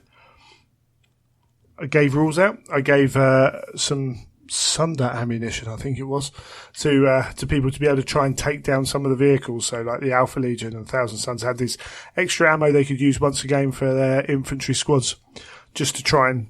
Oh, that's quite cool. Try and balance it out a bit where maybe there are a few weaker sides. Yeah, absolutely. And play the games. And unfortunately, the theme of the weekend for Chris was the other Custodes might have been hindered by it a bit, but his really wasn't. Oh, really? So and over the course of the weekend, actually, minor changes actually toned his list down through the weekend as well. But he things like Telemon Dreadnoughts didn't know fully well what they did. It all clicked once you see it on the table starting to play the game. It was like, oh, okay, yeah. And he had quite a honed list, actually, and it was missed by me, to be fair. And this is the problem with telling people to take lists back. You know, you can miss these things, and I did. And I thought maybe some of the rules would help more than they did as well. But such is life. Mm-hmm. And the Loyalists won the first game, surprisingly. But everyone seemed to be having fun. This was the main point. We had, say, people we didn't know. There were some things, sometimes there was some personality kind of issues. Sometimes when things are happening in game, some people will kind of dwell on it a bit more than others, and it doesn't necessarily mean they're not having fun, but sometimes it can appear so, you know. So yeah, trying to kind of match people up with someone who's maybe not too exuberant in the face of someone who feels those things a little bit more. That's something else you can do as a TO or an event organizer, rather than a tournament organizer. Because I know certainly I've been I used to get very frustrated playing games, and if someone was like taking too much joy in that, you could, not intentionally to wind you up, but I could get really quite annoyed with them. That kind of thing. So we're just keeping an eye on that kind of thing. But yeah, Loyalist won. Second game actually Traitors won, which was quite interesting because I'm used to the Loyalists winning a lot of the games, and when we looked at the armies there, particularly Chris's army, Ben Williams again was there with a strong list, but he's always playing a Loyalist, won't ever play Traitor. That's fair enough.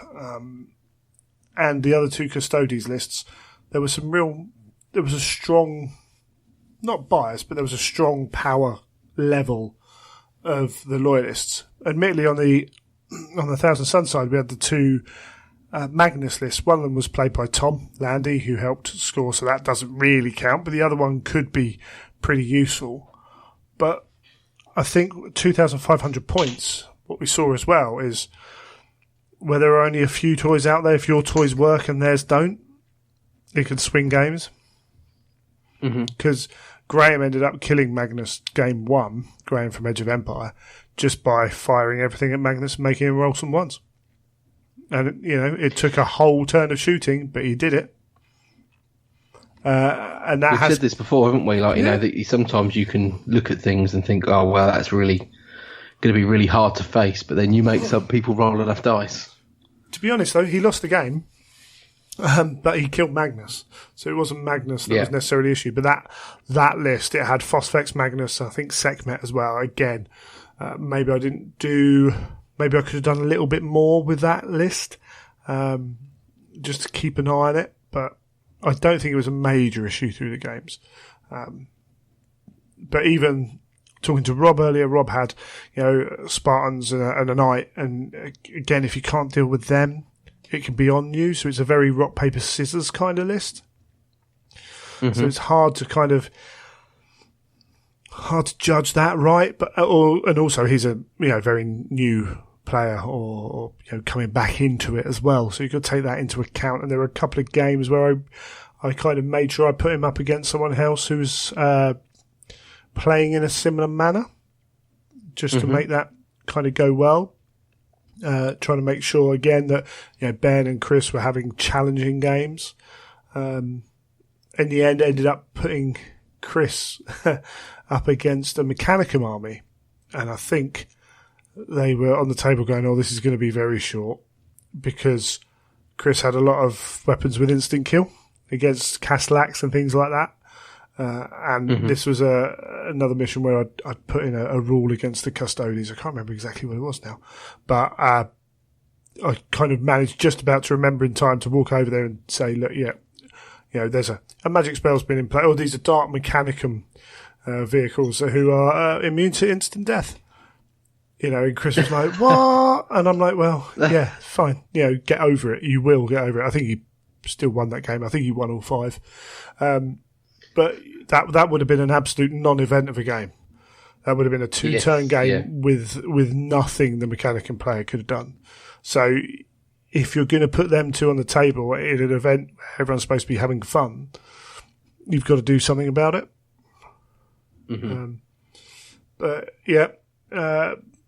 So Loyalists won, Traitors won. I think the third game was a tie on victories, and like 54 to 46 points in the Loyalist favour in victory points, something like that. So it was quite pleasing to see actually that it wasn't going to be one-sided. But after a traitor fight back, the Loyalists kind of gave a bigger push and forced them onto the back foot again, and then went and won the next game as well. Really pressing them back. It's quite interesting actually how the wins work, because we got the Loyalists kind of halted early on and then pushing back, and actually the Traitors won the last game by again victory points, very tight. It was a draw. I think it was 5 matches all and 1 draw. They took it on victory points. But the thing with the tree campaign is where those victories come are very important to the overall story. Because if the traitors don't win till game 4, the chances are they're losing that world anyway. Yes. Because the lawyers pushed them so far back that these are the last rearguard actions. But actually, with the traitors having those couple of that win just on turn 2, it changed everything. I almost assumed that the loyalists were going to win everything because they do at my events usually. But yeah, actually, I'm thinking, they do usually, don't they? Usually are victorious. Absolutely, yeah. And what it does is I kind of subconsciously worked out what we were going to be playing, and I was like, awesome. By the end of the game, we're going to get to this scenario, and then this scenario is really cool. I want to play that one. But the loyalists winning that game too was like, traitors winning game 2 was like, oh, hold on, okay, so they're having a counter attack now. Brilliant. So we're going to move to this scenario instead, and then all of a sudden it's like, well, now I've planned it out, but I don't know where we're going. And that's quite cool. Yes. So yeah, so it was good fun in that respect. And what I tried to do when going through the scenarios was I had the red book, had the standard missions in there, but I've also got all the black books, and I've got most of the missions on my phone. I'm looking through them all, kind of working out what would be a cool mission to play. And I've maybe used some of the legendary missions. Maybe I have to choose some different ones, but there's some really awesome legendary missions in there. So I used one at London Heresy, which I used again, but this time with a better setup, which is the one where the troops keep coming back on ongoing reserve, or rolling reserve, sorry. And it's different because most of the time you're playing those basic 6 missions. And then all of a sudden, I'm watching it and people are working out, actually, hold on, I'm desperately trying to kill all the troops, which are just going to come back on. And all these tanks are running around doing stuff. It's like, if I concentrate on the tanks, they can't come back. And they changed, they've suddenly got to think differently. And there were 2 or 3 missions that I threw in like that, and I think they went down well. The only issue you have with that is because they're played less, people are more inclined to get the rules wrong, misread things. However, every game, we actually gave out rules on every table this time. So here's the scenario. Read the scenario. Invariably, half the people don't read the scenario. It is truly amazing how you can hand someone a piece of paper. 5 minutes later, they ask you, they say, but it's only this. And I'm like, no, you've got that whole rule there. Oh, have we? But that's cool. There's one of the legendary scenarios where you have a corner to set up in, and you have to split your army in half. I think it's a Shadows War mission, actually. But it works to really break up the normal setup and deployment and staging of a list, and it can make people with gun lines have to rethink how they're playing, which is a good thing, and an army that wants to get at you, if it comes at you in 2 or 3 waves, then it might get picked apart, so they have to think about how they're going to play it. So I like that, and I'm going to keep looking at those kind of things. I'm tempted to maybe look at London, maybe try and work on 1 or 2 scenarios that are just alterations. They're custom, but nothing too major. Because we do only have so many scenarios, and if you keep using them without too many, without throwing special rules on them, they become the norm. And this is why I try and look around. But I think that went down fairly well, so that's good. One thing I'm kind of disappointed about was I was going to try and get a TV up there and stuff, and we didn't really have room for it. I want a bit more space to have somewhere to display the narrative. So, I'll get up on the chair and I say what's happening. So, the lawyers are pushed back, and, the traitors are attacking into the guns. The traitors had some aerial support at one point. That's right. Yeah. All all the aerial support was aimed at the custodies, so they could have 2 las cannon shots from off the table, aim, and if it hit vehicles, it hit the side armour of vehicles. And they had to roll to hit and everything else. And this is just typical of that game. Again, I was looking at Chris when I said these rules, and the guy on the other side of the table just didn't get, he got all the small bits of bad luck where it matters. So those las cannon shots did nothing all game. Yeah, actually they could have been killing vehicles, which would have helped him out, and you can't, Chris is a very good player. He was a top level Warhammer player, represented England in the ETC playing Warhammer and stuff like that. He knows how to play miniature battle games. And he selected this list, which was quite good. If some of the players have maybe played better, and that's not anything against them, because sometimes they're playing the way they want to play their army. I've had this discussion with Chris, actually. I was like, sometimes in the Heresy, people don't be surprised if a World Eater makes that charge every time, even though it's not the right thing to do, because that's the way they want to play their army, like they do in the books. Yes. So I think he learned over that weekend a little bit, which is good to see as well. But I think his opponents enjoyed the games. Just maybe they didn't quite all go that competitively. Even Justin, because I put Justin against him last game, because I know that Justin will play and enjoy the game. And I actually had to come along and tell Justin that all his vehicles were allowed to roll on as well, not just his troops. So he's allowed his vehicles back on once, because I think he was tabled by turn 3. Just ran in and got slaughtered. And luckily, a Typhon came back on and things like that, and to kill stuff. But I know that Justin's going to take that in the right way and enjoy that challenge. But even if those guys are good, yes, yes they are. Yes, yeah. But yeah, we saw the campaign saw in the end the traitors have a small holdout now on Galvern, and the loyalists are trying to move in to finish them off on this planet anyway, which is cool. And I think everyone enjoyed that aspect of it. I say I want to do more, and this is where we need. I put the shout out at the start of the show. This is where I need some more help, because I'm not amazing with that, but hopefully it will work out. Yes, it did sound fun. Yeah, a few photos on Edge of Empire, and Tom from Geno52 took a few. He had some interesting games for sure. Thrown his Ultramarines into the thick of things. It was hard. We had a large number of people who wanted to be loyalists.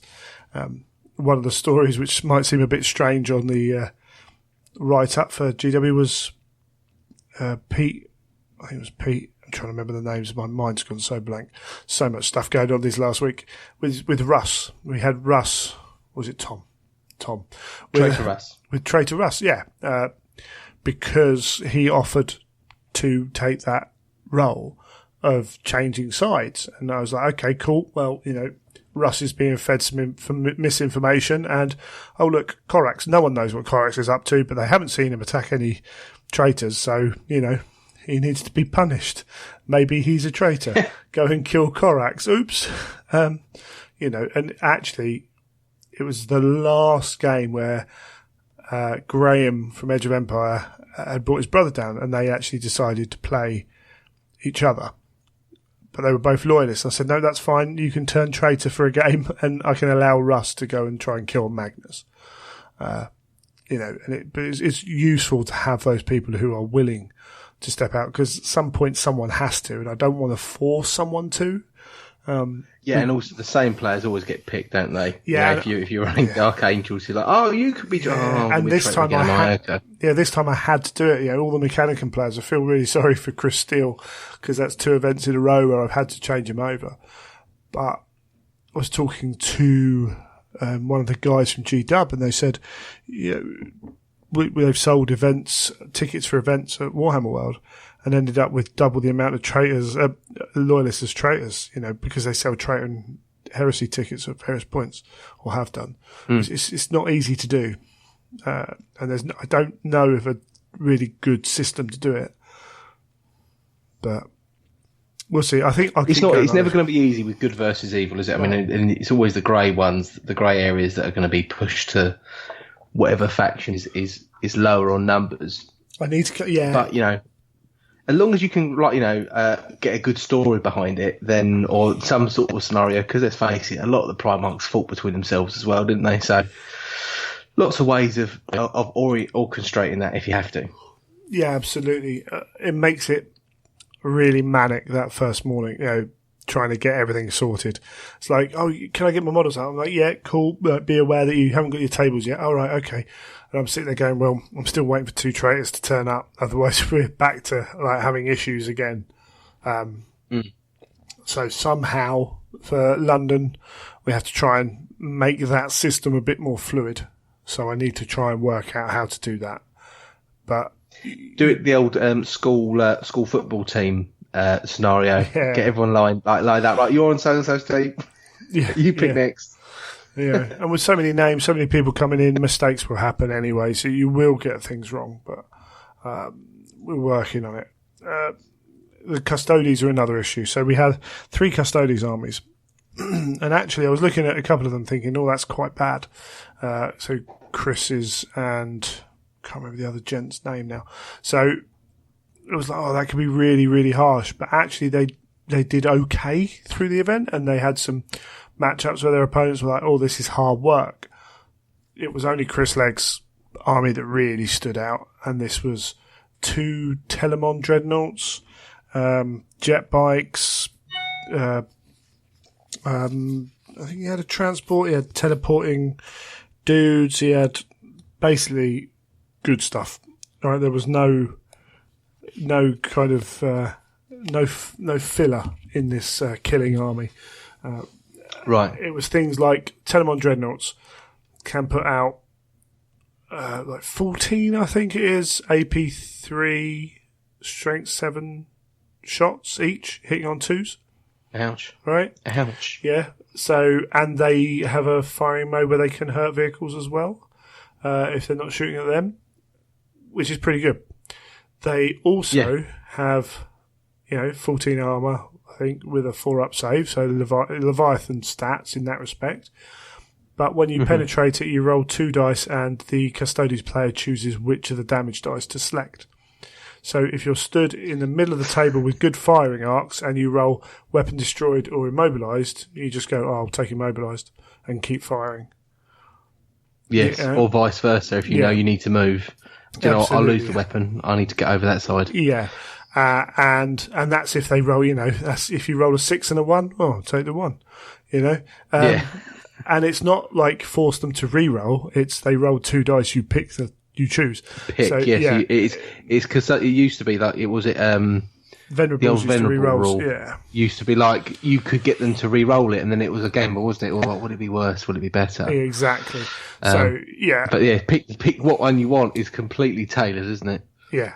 And Chris was saying these need to be, the points for these need to be so and so. And I'm like, but they're still not fun to play, You can still unload an army into them and not do a lot.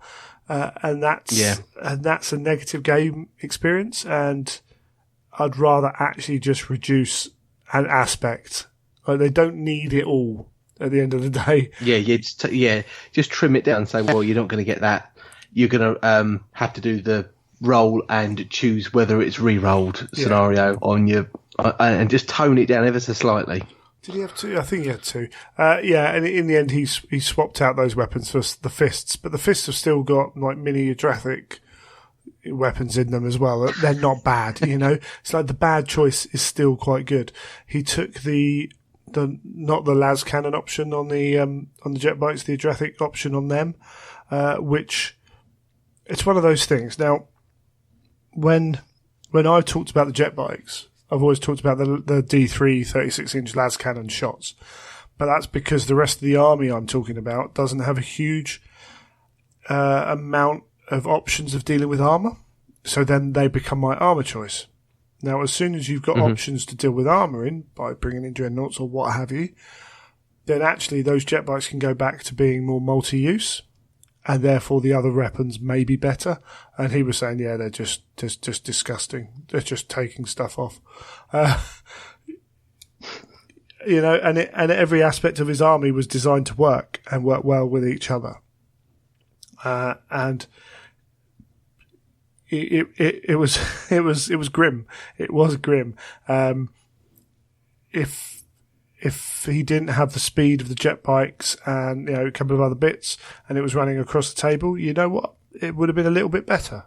But he had aspects of his army, and then he made up for that weakness by having the jet bikes. So he built that army the way that you would build a tournament army to a point. I say he did. Making it really efficient, making sure everything earned its value. There was no sort of tax choices in there that you just had to take something for the sake of it. No, and a well formulated list. Yeah, and he toned it down a bit, but and this is where people started talking about, okay, so maybe you let them have less points, and I'm like, well, Telemon Dreadnought still rules the table in less points, and those jet bikes still do the job they do in that. Okay, we'll take one Dreadnought out and something else. He still probably would have won most of his games because the list was honed. Now, the other two Custodes lists didn't win all their games. And I think one of them may have won 4, one won 3. Maybe not even that. I know one of the guys was cursing me every time I put him up against something specific, but that's the way of the thing. If you could deal with his tanks, you could deal with his army, slow it down, and the missions change that up as well. So it's not, again, it's the blanket of where you only get this many points. Yes, it might help the style of lists that are slightly over the top. But for the people who want to bring a Custodes list that is not over the top, which is just, hard, then you're really hitting them, when actually you can bring Magnus and do some other bits, or you can bring, an armoured breakthrough list, So is that really fair? It's a really interesting one to do, and maybe we just need to go through the lists a bit clearer next time and go, right, actually, no. We know exactly what that Custodes list does. Take that away, rewrite it, and come back. Play nice. Yeah, and sometimes it just needs explaining. It's like, do you know that this is just going to ruin everything it comes up against? Because some people aren't fully aware. You don't know what the scene is when you hand it in sometimes. I find it can be embarrassing sometimes when you do write one of those lists and you go up and play someone and you do table them turn 2 and then you play someone else. You might smash them as well. And then it's got to get to a point where you think, this isn't any fun for me, and it's certainly no fun for my opponent. And I've possibly made an error by selecting this list at its optimum ability. I should have toned it down. If someone doesn't tell you that, you're not going to know. Yeah, or if you do know, then you're at the wrong event. If you think, this is exactly what I wanted, then you've come to the wrong event. That's the difference. And there will always be a list that's better than other lists at an event. I believe if Chris came to next year's Blood and Glory, that his list would be toned down a fair amount. And it's hard because it's like, well, what do? Do you take Sisters of Silence? Well, actually, that would have made his list even better, because then he could have not worried about the 2 objectives in deployment zone, because you aren't going to worry about the 10 Sisters of Silence whilst the Custodes bearing down any, Exactly. So it's a tough one. It is a tough one. Things like Tom Stadler was talking about increasing the power level of his army, thinking he may have just underestimated it a touch. We've already said on the show that other countries maybe have different standard power levels that they play at.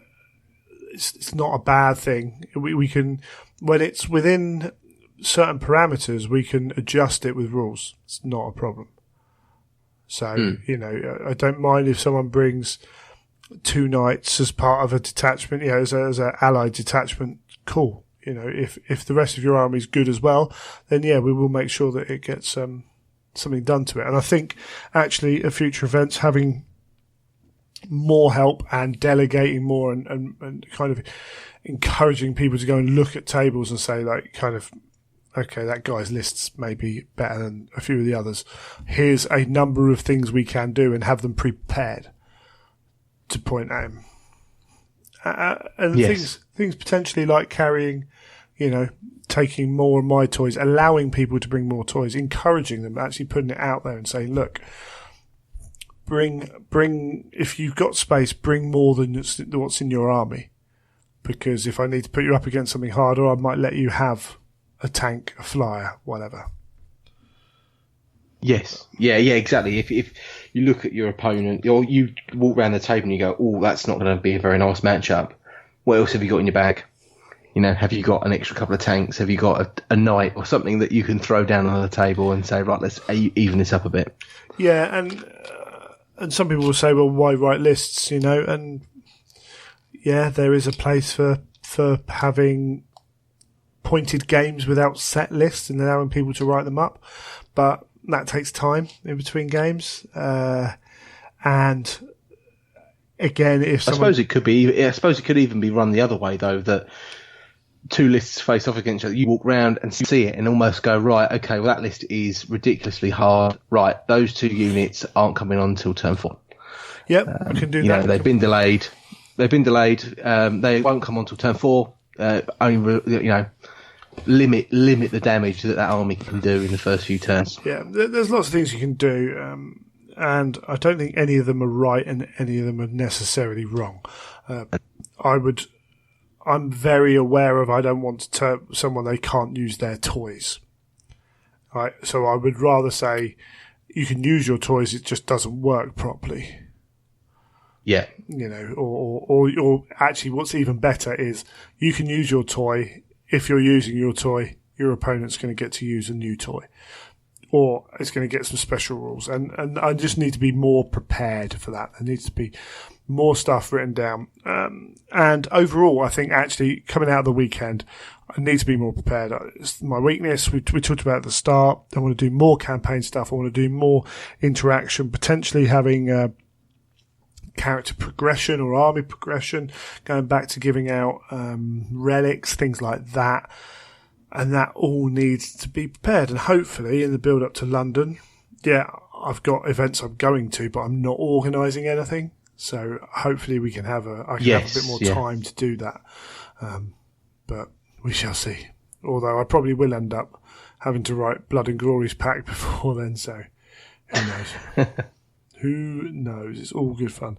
Yeah. Overall, it went well. But I kind of think I should put Blood and Glory as not my benchmark, but as my lower entry. Kind of that's the minimum I should be doing.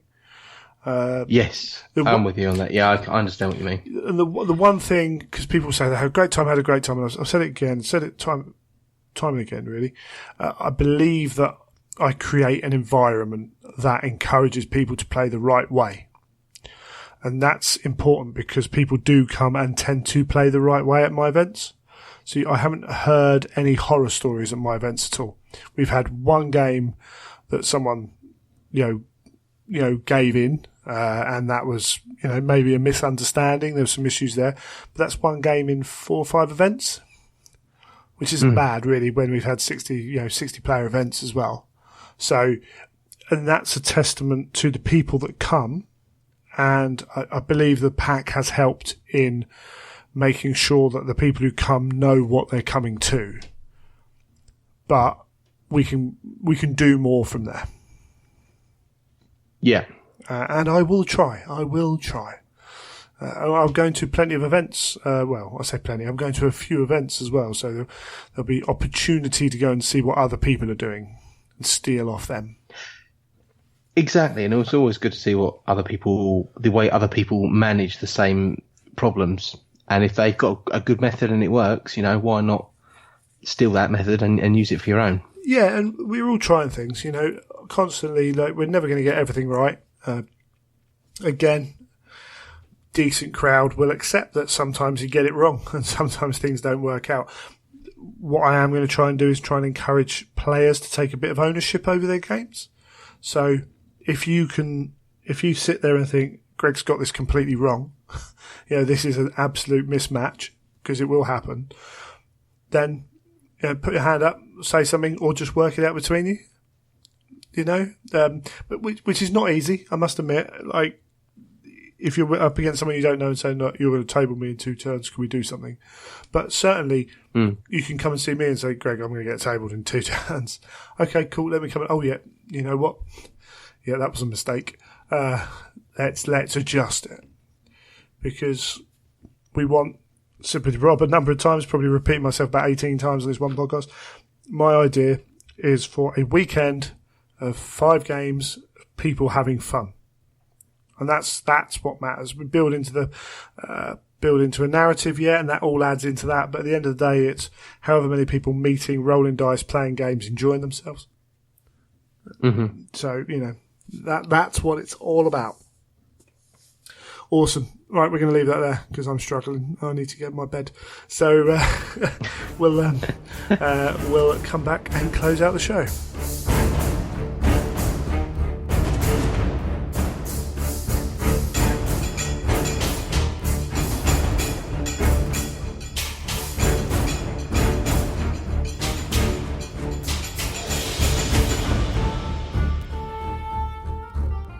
Well, there we go. That's another episode done. Before we go, once again, we didn't actually talk any news in the start of the show, mainly because there's not a lot of news. No, there is no news. Much. We had the announcement for the release of the rulebook, and then the announcement that the rulebook wouldn't be released. By all accounts, some printing issues. They sent it back as not being fit for sale. There are lots of rumours about what it is. People have tended to put them down. Whatever, really. We want a good product out. So, doesn't matter. Doesn't really matter why, does it? If it was GW's fault, what's the point? To be honest, if everyone got their books and the pages fell out, they would be uproar, wouldn't they? Exactly, yeah. So, as far as I was made aware, it was a printer's issue. So, and that could be anything. That could be a page upside down, the binding not being very good. They had, it could be a lot of different things. So, you will get that in time. We know what's going on with that. I heard that they'd forgotten to print the psychic power invisibility in it. Yeah, so they probably. Send it back. I mean, because unfortunately in the Warhammer community release, they did mention the Age of Sigmar rulebook. Which must have been someone's either predictive text or just so used to writing Age of Sigmar rather than Age of Darkness. It's more likely, isn't it? So, whatever. But yeah, beyond that, not a lot of news. We've got 40k open day coming up some point soon. Yes. I think it's the day the last weekend of November. Yeah, that's the same weekend as the Golden Demon 40k. That's right, yeah. So we might start getting some stuff. We did have the images of the Space Wolf Terminators. What do you think of them? Yes. Okay, so I'm going to tell you what I think of them. I really didn't like them. Cool. That's fair enough. I was really not taken with them at all. I don't know whether or not it's the sculptor that I don't like. I thought the poses and some of the faces were good, but I just didn't like the fur and some of the sort of the knotwork and the details. I thought it was all a bit too big and clunky. I think it's fair to say, even refined as I wanted. Yeah, the fur is not as good as it could have been, and it's not as good as some other models. Very, very sort of like. Yeah, I expect Forge World to usually be quite detailed models, and it just looked a bit too plastic. Yeah, a bit too 40k.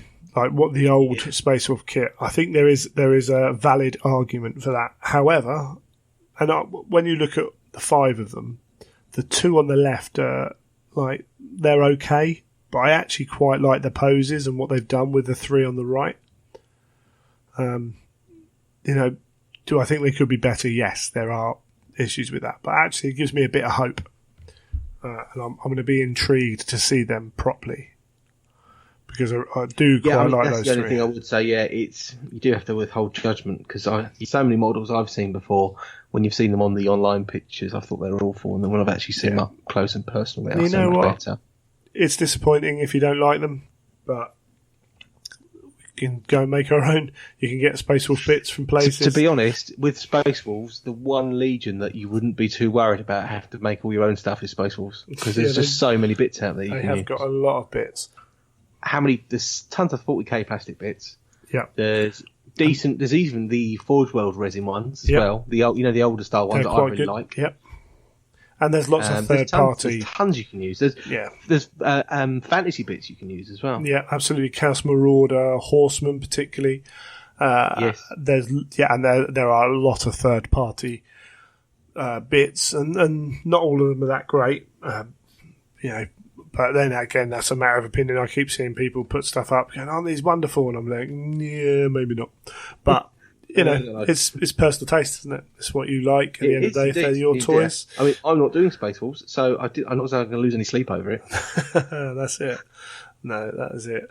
But yeah, that's cool. And that was about the news. I've just finished Ruin Storm, which, for those who haven't read it, interesting. I'm still kind of trying to work out what I feel about it.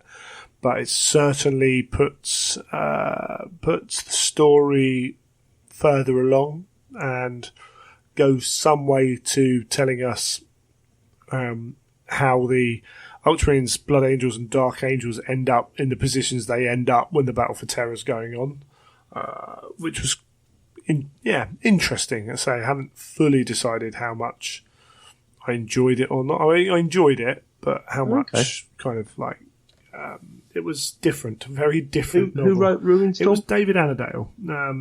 There's a lot of crazy warp stuff going on because it is all about a journey through the Ruin Storm and that kind of thing. So it's slightly less realistic than a lot of other Heresy novels because of that. They're spending a lot of time like in warp infused space, right? But it's interesting and it explores some very interesting kind of ideas in terms of the testing of the Primarchs, which is really cool. And it will be, we're only a week now away from Black Library Weekender, where Old Earth will be out, and various other 40k books.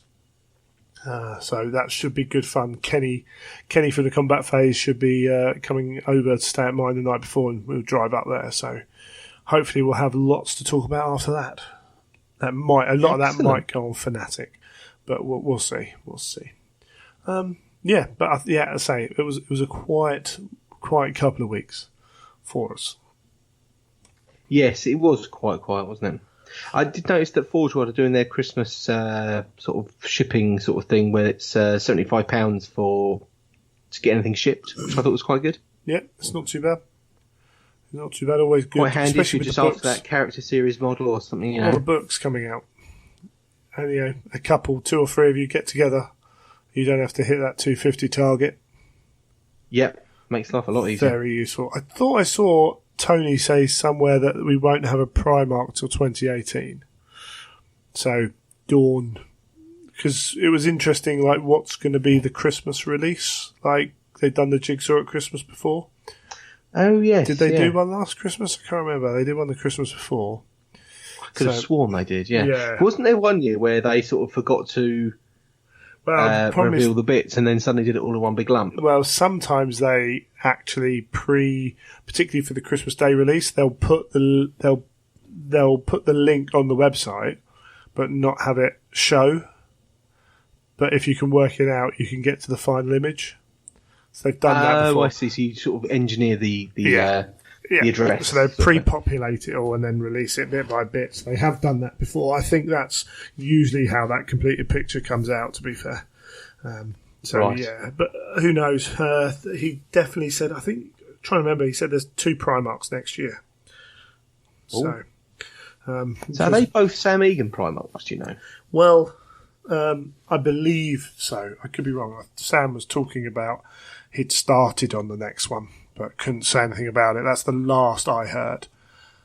Okay. You're never 100% sure what comes out of these guys' mouths, bless them, because, if they say the wrong thing, so they kind of err away from it. Which is I think sometimes there's definitely you can tell they're on the hop sometimes at these events when people are going, right, well, what about this? What about that? And you can see going, don't know if can I tell you? No, I don't know if I can tell you. Yeah. So hopefully, even without Angelus, we'll have plenty of stuff going on, because that's the next thing. It's like what's at the Heresy Weekender. We've got and do we have a date for the Heresy Weekender yet? no, we don't. I suspect that will be released at the Black Library Weekender. So traditionally, the Black Library Weekender, at the end of that, they announce the Heresy, or at the start of it, in fact, more recent ones, they announce the date of the Heresy Weekender, and they actually allow you to buy tickets at the Black Library Weekender. Whether they do that again, I don't know. Whether they allow you to buy 4 tickets at once, who knows? That would worry me somewhat, I tell you. What, but then again, no, maybe not, because this year I don't think it's going to be the crazy sellout that it was last year. I think it's going to sell out. I think you might have people who've been every year not coming back because some people have not been impressed the last couple of years, and with perceivably nothing, kind of in quotation marks, nothing new, like no Angelus to talk about will be a long way off. Are they just going to get the same kind of chat we had this year? That's a thought that I have seen repeated on various forums. Some people, again, people go to these events for different things. There's going to be no real new models like last year. I'm not going to go. Okay, cool, fair enough. You've got your reasons for going. I would say that if that's the reason you're going to the Heresy Weekender, it's not that kind of event, and I can see that you might want to do that. Some people just have to be the first person to get something, and cool, we've all got our different things.